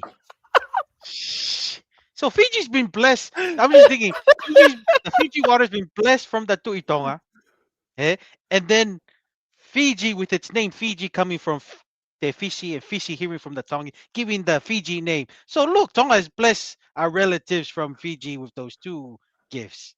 Hey, that's what we do. We do as family. Malo Tuitonga, bless yeah, malo, yeah. Fish. Oh, comment here from Mel, paid member of the Polynesianized podcast. She says, similar to Rotuma Raho and the baskets of soil. Maybe, right? It's that knowledge. It's that gift to plant, that agricultural stuff. And I mean, this is why the Ha'amonga is such a big deal. Like, I think we undervalue the Ha'amonga because the Ha'amonga was tied to agriculture, the economy. It was tied to the astronomy. It was tied to the weather, the seasons. Like, the Ha'amonga is a big deal. And we'll get into that a little bit later. But yeah, this is another common oral history we're finding. So in Rotuma, Same thing in Fiji, the soil, right? It's Mm. interesting. Yeah, and Tua, so when he's saying with the water, this must be the best place. And this is what I'm thinking. It's either the Tuitonga has been to Fiji and claimed certain parts that was That's his, and he's yes. giving them access. He's giving this guy, is it Mari, looks like that his access is to the Tuitonga's water that the Tuitonga is That's the foregoing and question that make pops up. How can he mm, give it if it's not his? mm, Right? Like mm. he's saying, "Oh yeah, the freshwater area, you could go stay there. You can have that." Yeah, you can take your clan there, and I mean, right? That's for every civilization. Wherever you get the best source of water, your civilization is gonna grow. Yeah, Yes, but it does beg the question: how could the Tuitonga give that gift if it's if not his. if it's not his? Yeah, you Interesting, know, right? interesting. Durang ono kayak kini ko andin din lew tale lo re ci kono ko ci ne buru ni way bertu sa ci bertu na min ro yo kono wona may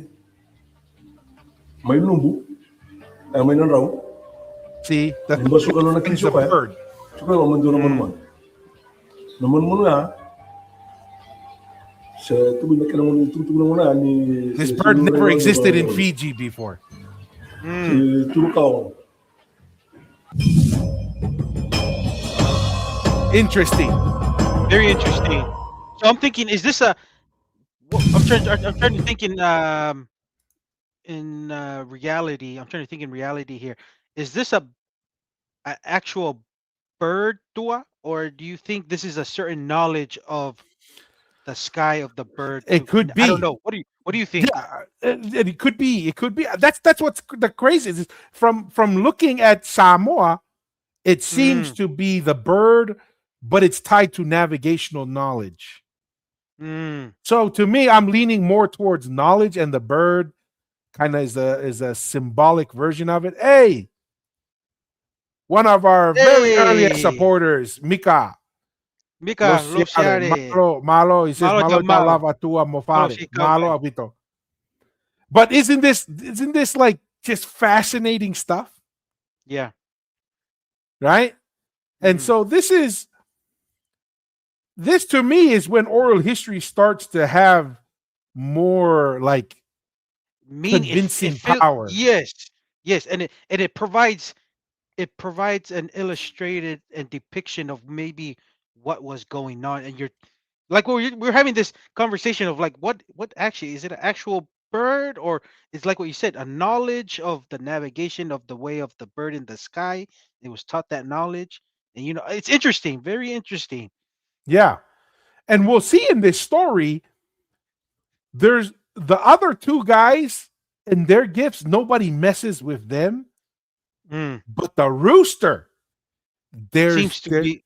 that Mm, seems to be something more than one people are interested in. mm. That seems to be something that's a little more attractive or gets more attention than the water and the soil. Then we'll see in the story here.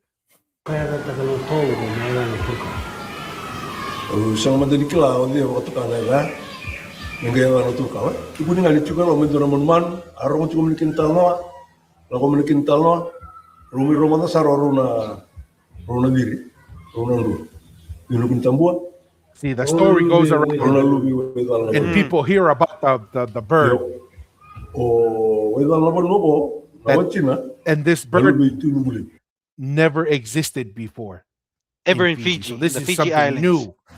ya Yeah. raw yo tina un raw na diri oro ba su tu ka na uno sa ro ro da kilo ro ni do na manu manu chu mai bi non ro tai bi tu kan raw mai nubuli sampai ru na bulonga ru bakasa maru sa talolonga ru sa ko man tumi ko ire na to na mun mon ko na ru diri ko diri ko moli ko sumber diri na ko moli pati ki na to sumber So Are those are the those? twins that's depicted on the seal of Fiji. That's interesting. Yes. Like this is how we're talking like the foundations of Fiji. Yeah. I don't know the seal, but it looks like it's very important because it's depicted Yeah. in their national identity. Hmm. Rusa vital lo chikorau, merusa bawarau, merusa wali itu kado rodo bumbu numbuli nandra. Itu orang itu kita lalu, kalau cuma menjaraman malu cuma mereka. They wanted to know what kind of bird this is. Tukuni kinitalo ni dukina lagi nama tawang ko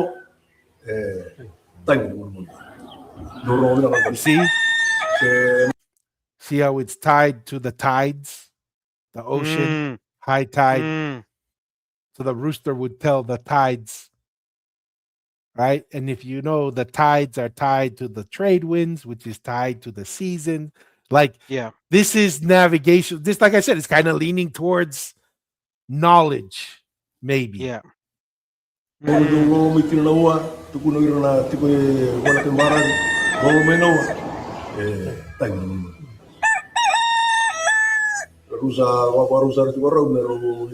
you notice when the dawn breaks, or the sun, is it saying it knows the movements of the sun, and then it's high tide when the tides come in? You see how this is it's interesting. Yeah. Yeah.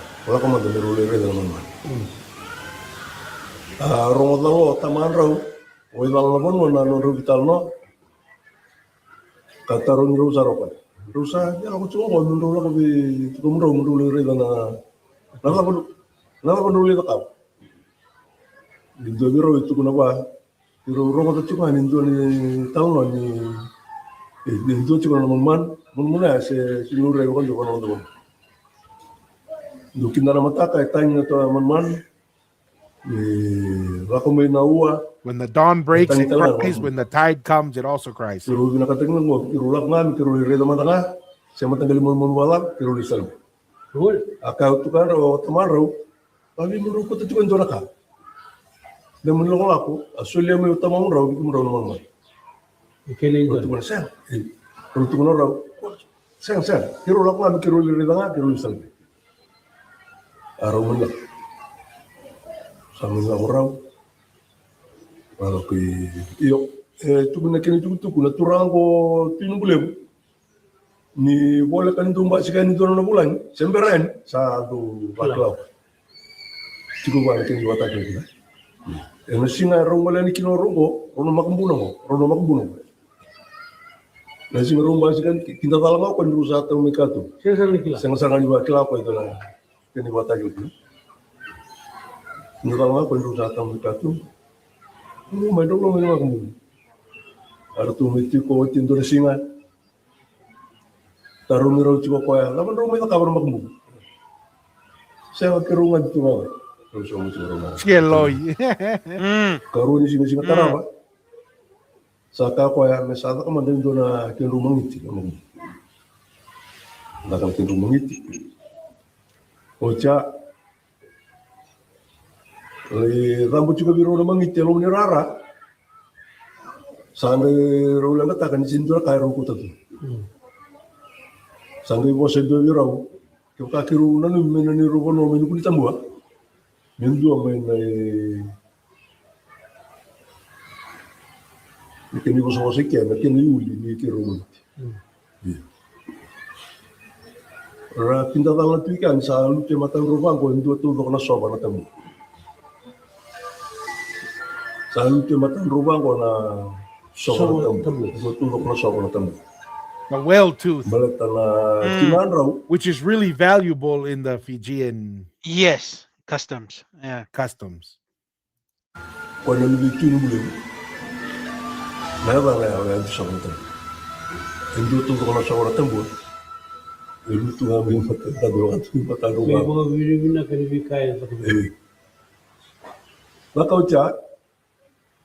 Singatara ba merusa tatau sa tinala matran singatara rusa baru tatau ro merusa lisme sakita run ro talo tukang ro ano dan ro may nakawar makum usin bar cuma tukul wana arong itu kenapa ro cukup berani ro no men kutembo ro ngata tukan indo no mo ni talo indo no mo no mo ya se ber ro kan to kan Ocha, andi ndara bos andi dapat tadi rawo tukar. Sandra uliwan nama kumbung, sandra murian murung. Asulin sarang nama biro. Ya, He gives the roosters to his grandkids. So the grandfather gave the rooster freely to the grandsons. Yes. Tatumba merusa duran nomor tuan. Sambuto na sini bongo. Kan sa buka tubu big roosters flying over them. Tuka. Duru ay valorau, tawin dali valo tuka. Tarong rosa raw. Otaman raw. Ay lawan. Tahu sa tahu tibi kumraw. Runa la ko mori na sile me bikim raw tukang runa. Mon man. Ada mo rusa pun tak apa.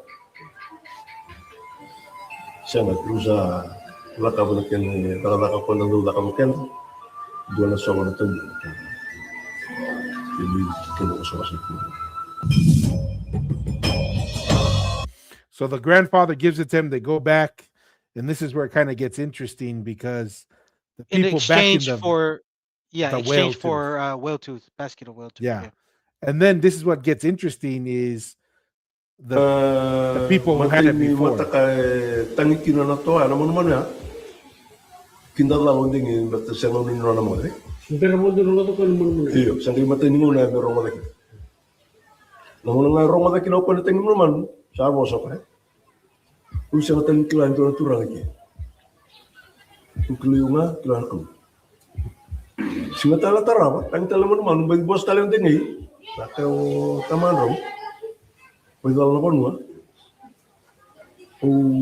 Sibila ka televisi. Yung karaw na talong. It's kind of a weird. I don't really understand. The rooster crows, and then he's like, what else is here? It's just me and my God or whatever. So he's like suspicious of the rooster crowing. Interesting. I wonder if there's a dilemma of like different. So obviously this, because it's the father that's married to a daughter from this other village, and this, I don't know if the village gave something that the father didn't like, or maybe it was a threat to his, I don't know, authority. I don't know. I find that I'm trying to read between the lines what's going on. Yeah, it's hard for me to kind of try and get an understanding of what's going on. But he's concerned that it will lead to a dispute. Right? He's concerned it's going to lead to unrest. Iyo, dem ne biro ndo ka. Batin sa ro ci kuno no boso ka.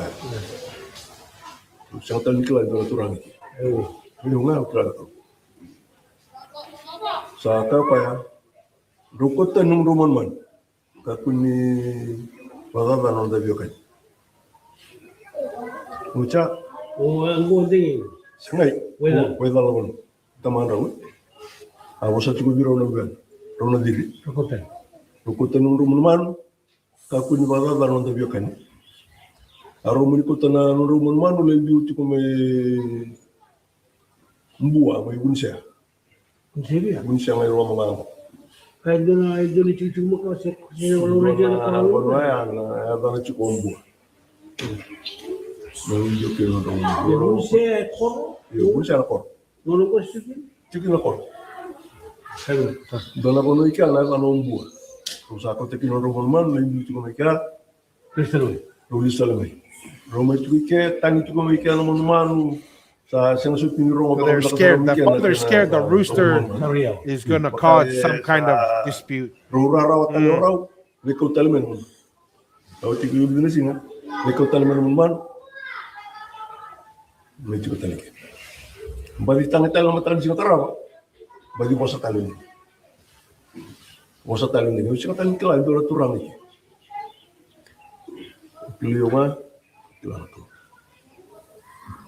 Mosa talo taman raw biro na bir. Sina kata ni bisay, e ulotu tiko, garaw tu na kalo, rupot tan nung rumon man. Demo yung kata tan tabiok. I wonder if the rooster is representative of like maybe a religion or a new Mm, chiefly power that mm, the father is recognizing like, oh, this is some kind of authority or deity or knowledge of something that's a threat that he sees as a potential threat and he doesn't want it in the village anymore. mm. Ocha, rokutan ro manu naruyamba. Ako kaya manu. Rusa ako tapat Naruyamba ando tala ko rin na ito. Iyo, napanwara sa amin ito kina na kanto mo. Wala mo ko to. Iyo naman ito. Carpenter Kung clan. reduce ko mo tayo sa naman. Iyo. Roko tikiya naman manu. Kau batakin na tadin, roko mo na dodo giruto. Wala na. Oh, kali molikula. Ang galindu naman manu na tabrikaw ya laki wako. Sabi itu berapa anggo tadin raw sa rutung na ba sa turamo taramo. Oy kasamayan raw juga naman mo. See, now they're using the term rooster, not bird. Ko ito na bosa, ono mo mo sa. Irusalan juga ke, donto ka chukna na lingam. Laki ko, bongi se singa se tono da se alamaralang se babi na kata-kata ni matini singa. Donto ka chukna na lingam mo na. Jadi na kata mitara, wala ta kilo.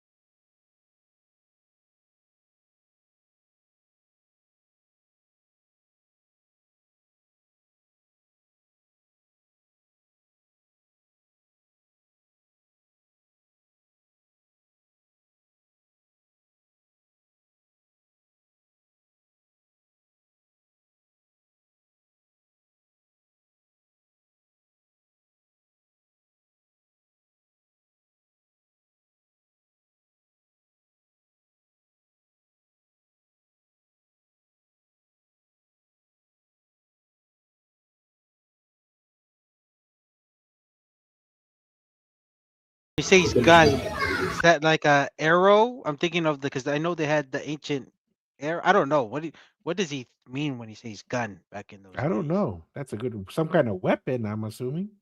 Yeah. Oh, I know they had the the what arrows and bows in those days. Maybe that's a reference to that. I don't know. Just thinking out loud.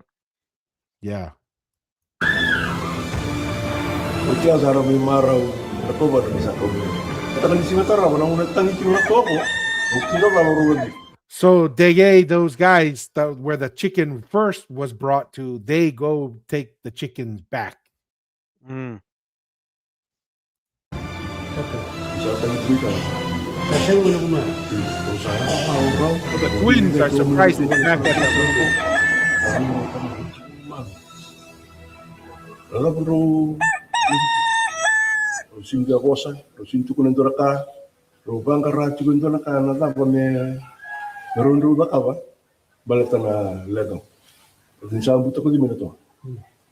Ang buto ko may matay walin di. Ocha karusan di takawaraw, do na tag anda kay titi. Tukuni ni nakani tuku na anda kay titi do na wakan ito wala kan ngasaw. Na wakan ito. Titi ni do na. Kaya ngasaw. Ang itama itong aber. Kaya ngasaw ni anda kay titi ya, o may lupa na kinana to. Usana numero me lupa lang ako na to, me mate, me uti kilo na bala. Sa nakabadyo ko. Kaya kumanda kay Tiji. Pumunta na kay Titi. Rumito ko nga ba na di mama ni Bonwaya. Dala ng alto ko yung mamaya. Bunim ba ka lupa na kilo panot ko isa na ko. Nondo silsi norto ya buni balik isa. Rumah mga ya rum turtukin. Tara indo birum da kay Titi ang kay kono. Kaya rin ko na rin mo. Boleh ka to. Tutukan dala na yan. Do birum bitaran. So the twins and them shoot the rooster. Dakay. Boleh kono to. Tapi ko.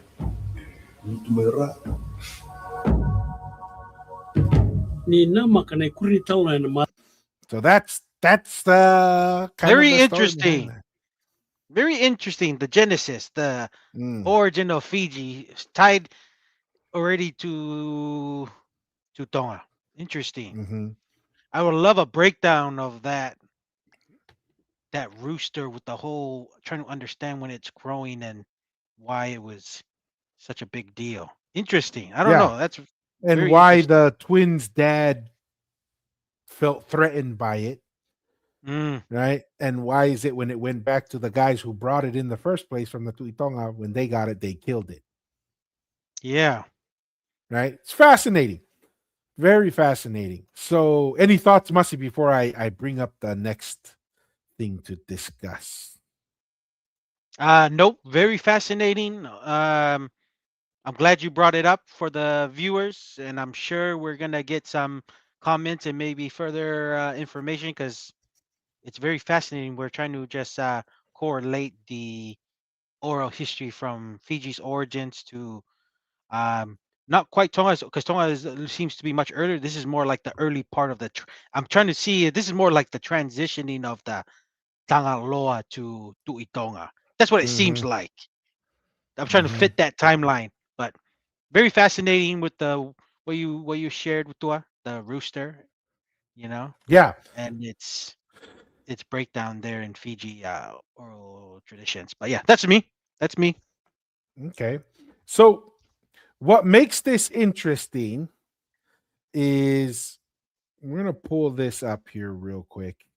And, this is, we're just trying to think here and understand why the bird is so important, right? And it seems like the bird / rooster or whatever is tied to in Samoa and in Fiji and in other places, tied to the movement of the sun, navigation, and the tides, right? So those are all important navigational aspects. And so this is, I got to tell you a funny story. We'll recognize him. So there's a guy who hates us, but loves to hate us. We usually, he goes by the name Toki Ukamea. We usually tease him and call him Karen Ukamea. But he usually kind of like he went on and gave us like this super negative review on one of our pages on Facebook, but then he always comes and makes comments on our content. So I think that's funny. But he created this image, the background. The compass right here is Tevita Fares compass. This is what he shows as the fundamental, building blocks of Polynesian navigation. And you'll notice here these four come here. You see where the sun is on the four corners. You got to remember this is the double V in etching that was on top of the Ha'amonga, right? And that's where this double V is. And you also find that this is the Ha'amonga in the sky, part of Orion's, like, I think it's his knees and his shoulders. So this is the Ha'amonga in the sky. This is one side. This is another side. So this is it. It's lying to the kind of like in a U to the right-hand side, if that makes sense. That's the Ha'amonga in the sky. That is what the Ha'amonga Amaui on the ground is built after. It's to represent this constellation that's in the sky. And it's a very important constellation because it's on, as you can see, it's in the northern hemisphere and it's in the southern hemisphere, which is very Mm, important. That's what made our ancestors very unique. Is typically, traditionally, everybody said, "Oh, you can be in the northern hemisphere because you have the North Star, right? But you can never really go south." What made our well, yeah, ancestors unique is they could do north and south, yeah, right? and the Vikings had a limitation in their navigation just in the northern part. That's why Yeah, there was a limitation with that. absolutely. So, but you see what's interesting? Look at what is right in the middle. Mm, What is right in the middle? It's a bird. Now, this is the Toloa, toloa. Manu. Yeah. Yes. It's, so it's not quite a rooster. It's Mm, leaning more. I think it's called a wild duck, according to Tevita Fale. But this is a little interesting that the mm, bird with the Haamoa and also in Fiji. So it could be a variation of the toloa of the duck, mm, right? But it's a very important piece. And as you can see, look at where the head is facing south, mm, right? Because we take the position off of Devita Fale's research is that's why Tonga Tapu is called Tonga Tapu. It is the primary cardinal direction that all of Polynesia was based off of. This is mhm. why you'll see some of Devita Fale's. I think you mentioned earlier, Masi, before we started, kind of why south is important and how maps are. If you could kind of share that piece, Mr. Ateroa, while I look at this Yeah, other picture here real quick. yeah. No, because with the whole well, how we view the maps right now, it's from the Western maps that's been depicted, and that's what we go off. But Evita Fare has mentioned that the actual Polynesian perspective and view and navigation compass is that the map is upside down, which is has in Tonga, north was south. How we view it if we're going to do it the Polynesian traditional navigation way, and then south was north of how they do it. So making Tonga, other than Aotearoa, the furthest behind, but we all know in the early times there were nobody there. It's Tuitonga. It seems like there those times Tangaloa, Tuitonga grabbed Moa and stuff to bring it over to Tonga, but Tonga Tapu being the north part, or in the Polynesian Tonga being the north part, and then everything else with like Lalo Tonga makes sense with Lalo Tonga being under Tonga, and then all of Polynesia kind of around but centered on the direction of Tonga, Tonga Eiki, Tonga Tapu Mm. being of the navigational compass. So if you view your map upside down, that was the traditional way of the navigating of the islands of our ancestors of all Polynesia back in the days. And then when the Europeans came, we view the map how it is now, but it was upside down the way Polynesians view it. That's what I heard from Tevita Fale. Tua. No, absolutely. And south is the cardinal direction. This Mm, just came out of nowhere, and I want to share this. I want to see your thoughts here, Mussy. Because why do the Palangis have north as the cardinal direction? because of the North Star, I don't know. I don't Yes, know. kind of North Star, but like when you think of the bottom of the earth versus the top of the earth, right?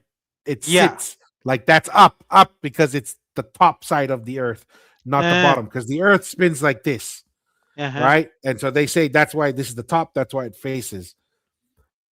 However, I just literally, hey, maybe this is Just thought stupid. of it just sprung It up in your just mind. popped up because the Haamonga is heavily geared towards the sun. It's obviously the stars and the sun, but you're familiar with the theory of relativity, Masi? I've heard of it, but I'm not Okay. not not knowing So of the this is the details. theory of relativity. This video kind of shows it. Hmm. that space, this is what Einstein came up with. That space is like a sheet of paper, and that gravity is a result of the mass creating a dent in time and space, Mm. right? And then you can see all the planets. You see all the planets are up here, right? Floating. So you see how they're Mhm. above? Mhm. They're above. So where would north be? North would be facing up away from the sun. Mm. But south, if somehow they knew this, and I don't know, highly Mm. unlikely, but is it coincidence that the Polynesian one was the Ha'amonga is about the movement of the sun, the focus on Mm. the sun of the seasons, and the cardinal direction being south for Tonga? Or is it because if you're in the fabric of space and time, the cardinal direction facing the sun would be down? Does Mm. that make sense what I'm saying? And I'm trying to get you. It's.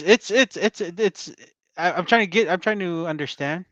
So you see these planets right Yeah. here, right? One of these is Yeah. Earth. Uh-huh. And according to Einstein, the sun is at the very bottom.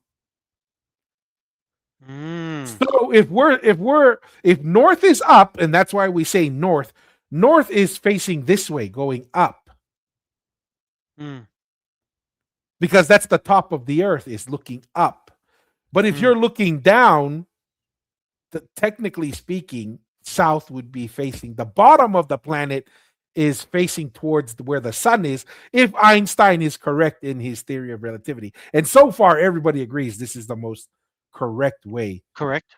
to look way Okay. at it. So that's a little craziness. Never, that just popped up because I was like, That's pretty cool. maybe there's more to it than just that. Um, the other thing I wanted to share, just so that people get a better view of it, is did I close it? It looks like I may have accidentally closed it. What in the world have I done? All right. Oh no, it's right here. So I'm gonna share a screen here real quick. Just so people can see it a little clearer. So this is the same the same image that we Mm. saw earlier, but here it's a little clearer. This is another, this is De Vita Fale's astronomical compass, Mhm. right? And this is the Ha'amonga right here. Mhm. This is east west, that's north south. And then you have the Toloa, right? There's the Alotolu, the 3 stars right there. Mhm. And then there's these 3 stars in a line that point south to Mm. Tonga, and it's the Toloa, the giant bird in the sky. Now, if we're talking about Manu and we're talking about birds and we're talking about that similar pattern, Mm. if you understand how the bird in the sky operates and functions, Mm.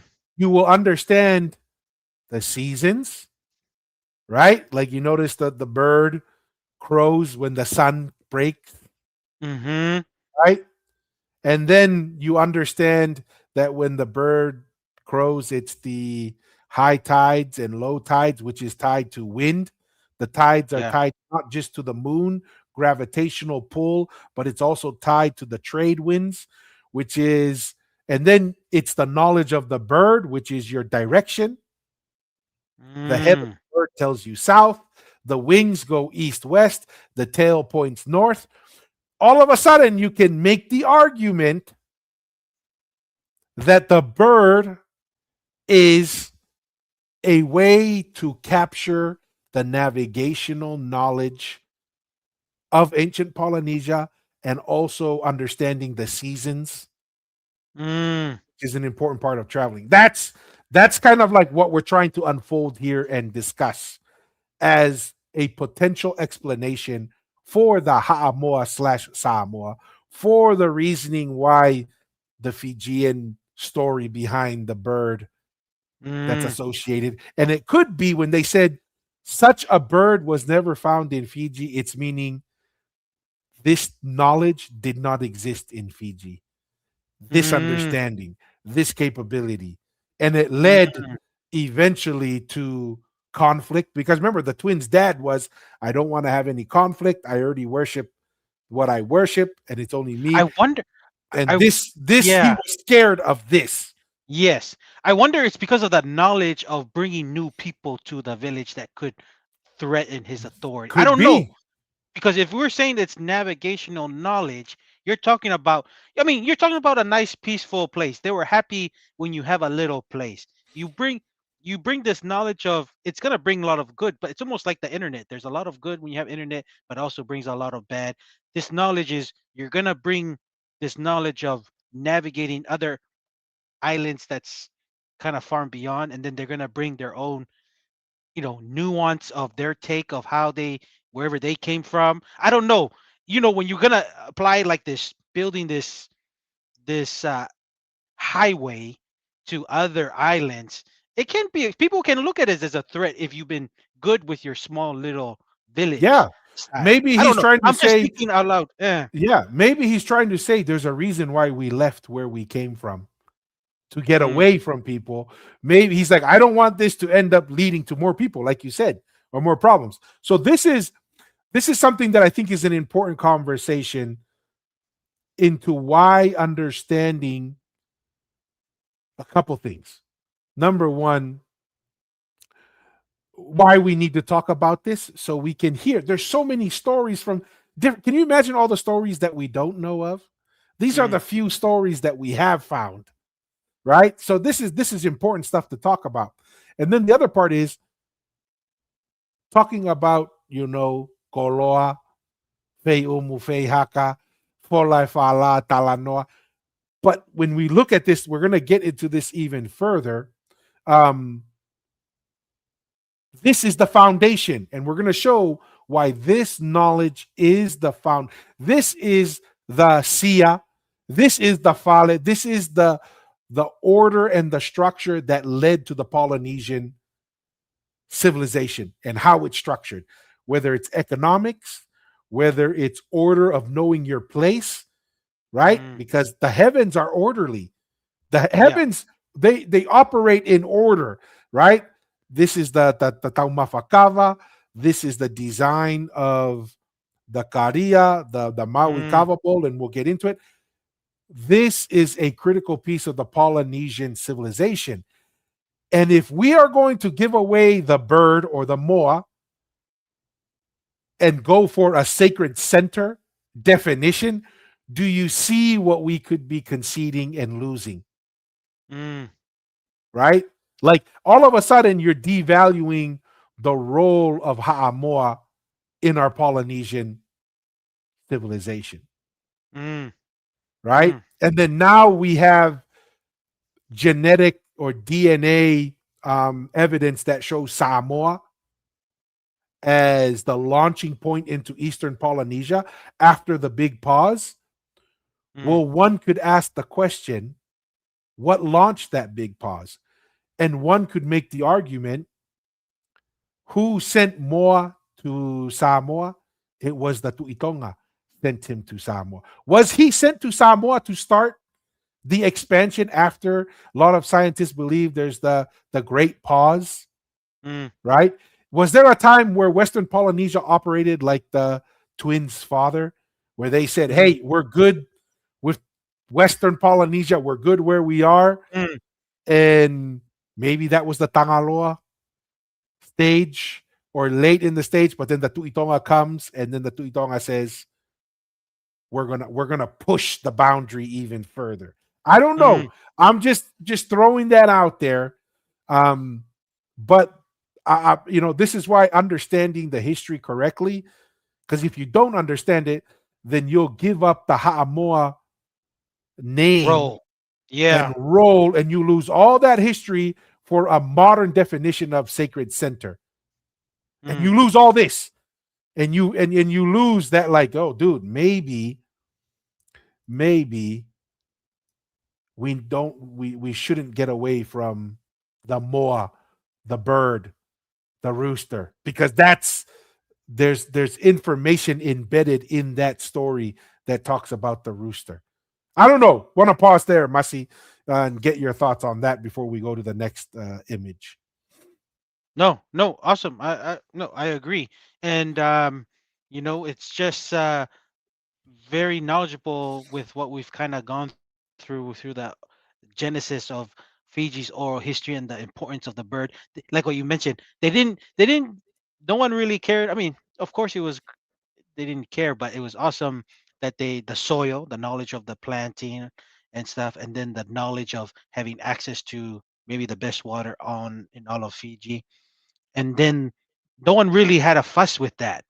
But when it came to it had to be navigational knowledge, because that is that is difficult, and having access to that can grow someone's power, and you can see it that way, or can cause chaos because you're going to allow people to migrate to wherever you're coming from, because you're going to go somewhere, you're always going to bring something back. So very, very interesting, the importance of the moa. And I hope you know maybe this is why the Polynesianized is here, is to make sure that the ha'amoa stays with its name of the importance of moa, because it is a important history part of the Polynesian nation. So No, absolutely. So, a couple things that I think is really important. We have the Furitaunga here at the top.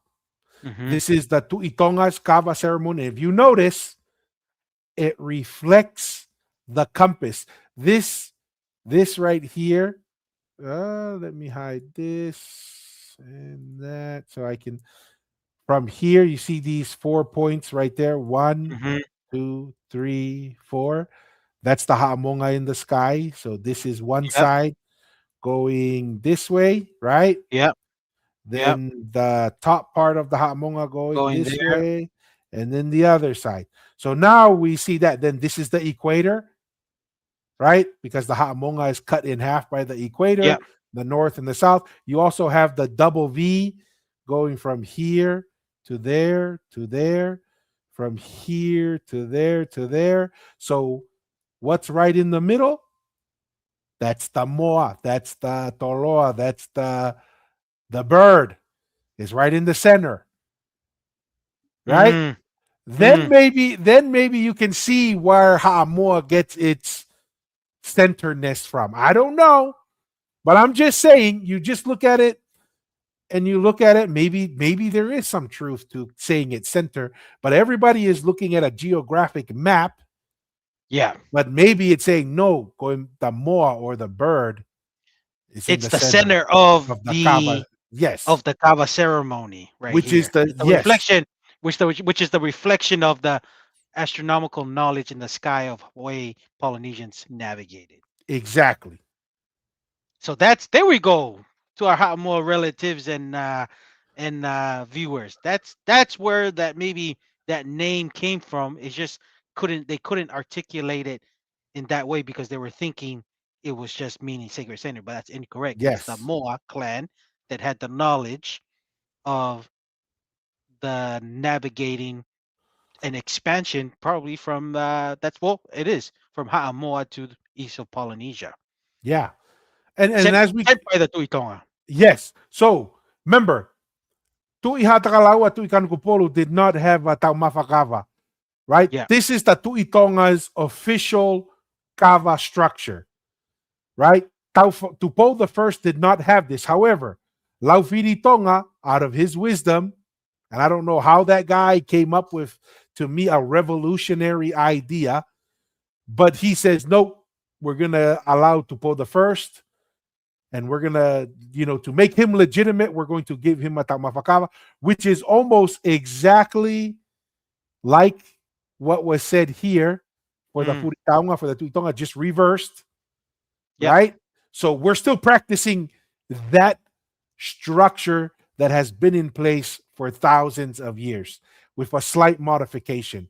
Now, here is the Ha'amonga in the sky. And as you can see, according to Vita Fale, that is a, You see the hulled canoes Yeah, at the bottom. So where did we get the design of the double hulled canoe?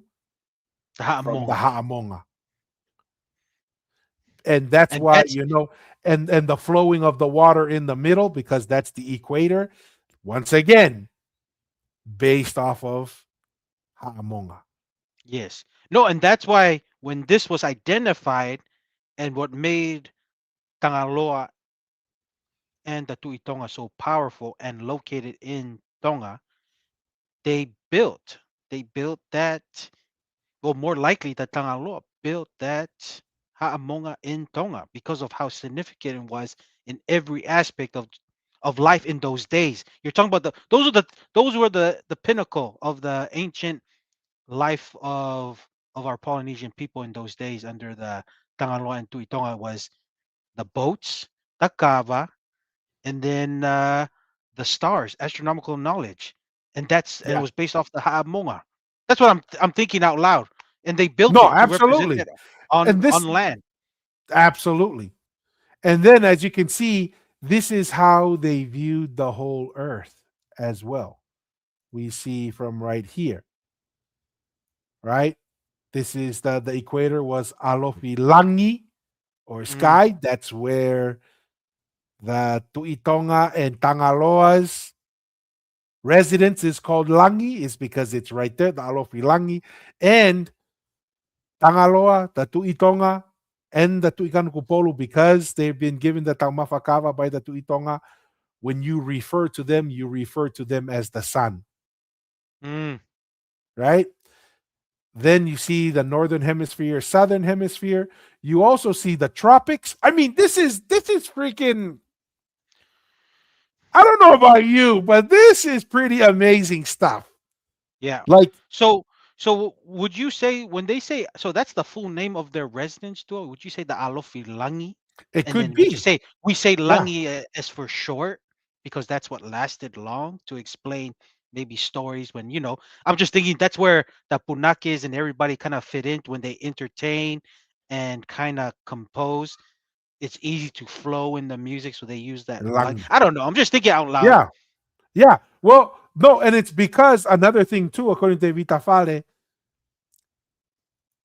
Tangaloa's road was the sun, the equator. Mm, That was the Tangaloa's road. Maui's road was the Milky Way.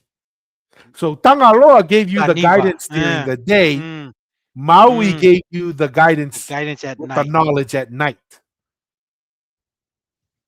right? So, and that's why it's called Langi, because the Kaniva and the Langi. And maybe that was the original name of Tangaloa's Alofi Langi. And it could be because the Tangaloa is in the middle, that meant that knowledge allowed him to travel the northern and southern hemisphere, which is why the Tangaloa Langi is in the middle, because it says like the Maui's, like the Ha'amonga, it is in both knowledge in the northern hemisphere and the southern hemisphere, which is very rare. That's rare knowledge to have that, Mm, right? Which is why maybe that's why this road is called Tangaloa's road, because that's a knowledge of the northern hemisphere and the southern hemisphere. And that's why it's called Alofi Langi. And maybe that's why his residence is called Langi. Because Langi. really, what he's trying to say is, I live all over the place because I can go Yeah. wherever I want. Mm. Yeah, I was just thought of it as like Langi, and I was like maybe and then when I saw that I was like, and then you tied it to Tangaloa, I'm like, because I've seen these maps before, but I haven't really taken the time like these discussions, and that's why I'm grateful for the digital kava sessions of the Polynesian Eyes podcast, because even us, Tua, we're learning. You picked up stuff, I picked up stuff when we just kind of started this journey Yeah. on the podcast. So Alofi Langi could be a short word of what we use Langi as residence for Yes. Tangaloa, and then the transition from Tangaloa to Tuitonga. Now, here's another one, right? This is the Maui's Kava Bowl. This is why Maui's Kava Bowl only has 4 legs. Mm, It's for the same thing. This is the northern part right? This Mhm. is the southern part, and then this is the part that's Ahaamonga in the sky, right? Then Mhm. you have the double V right here, which is the movement of the sun, Mhm. and that is what makes Maui's kava bowl. And then it Mm. flares open, probably because it's Yeah. saying to the heavens, right? It's open. Mm. The skies are open, the heavens are open, maybe. And then, but yeah, I mean, even down to the kava bowl, down to all these things, it's our ancestors weren't messing around, man. I don't know. Yeah. This to me, this is like, and we're supposed to believe that somewhere else was the center of the Yeah. Polynesian Empire. It's like, no, no, like, come on. Come on. It's kind of like it says here. Oh, here's Mel playing member of the Polynesianized podcast. She adds Aloki Langi, son of the skies. Mm. Interesting, Mm. right? Very And interesting, maybe, Mel. yeah, that's and then maybe that's where that's where the terms of we are children of the skies. Interesting, interesting. Anyways, I think that pretty much covers the program today, Mr. Aotearoa. But any closing thoughts? Awesome. I really enjoyed this live digital kava session on the podcast. I hope our viewers found it very informational and inspiring as I took it from today. Awesome. Appreciate it. Ofatu to everybody, all our viewers who view this content around the world. Until the next one, Ofatu. That's me, Tua. Malo Masi.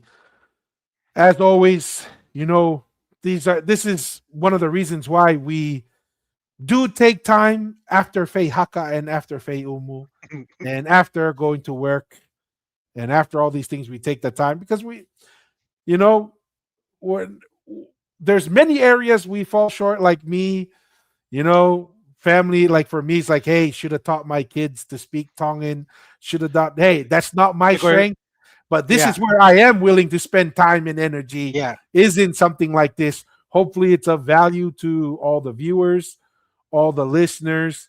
um we found value in it, and we will continue to do it because we find value in it, right? We're learning. yeah, A lot of people who are like, oh, you need to educate our people. I said, that's like a secondary effect. We're here to learn. We're here exploring as well. We're learning, we're growing. And you know who helps us learn a lot? Like a lot of the videos here, Masi, is from the viewers and the listeners, mm, right? Like all these videos and stuff, like the Fiji yeah, videos, uh, the Samoan video, and even the our Tongan brother, Queer Nesian. I think that's what his name was, or handle. But like that is from our viewers and listeners sharing stuff with us and educating us, and we learn a lot. And yeah, that's hopefully something we can repay back to the viewers, as just kind of housekeeping items. Appreciate all our paying members.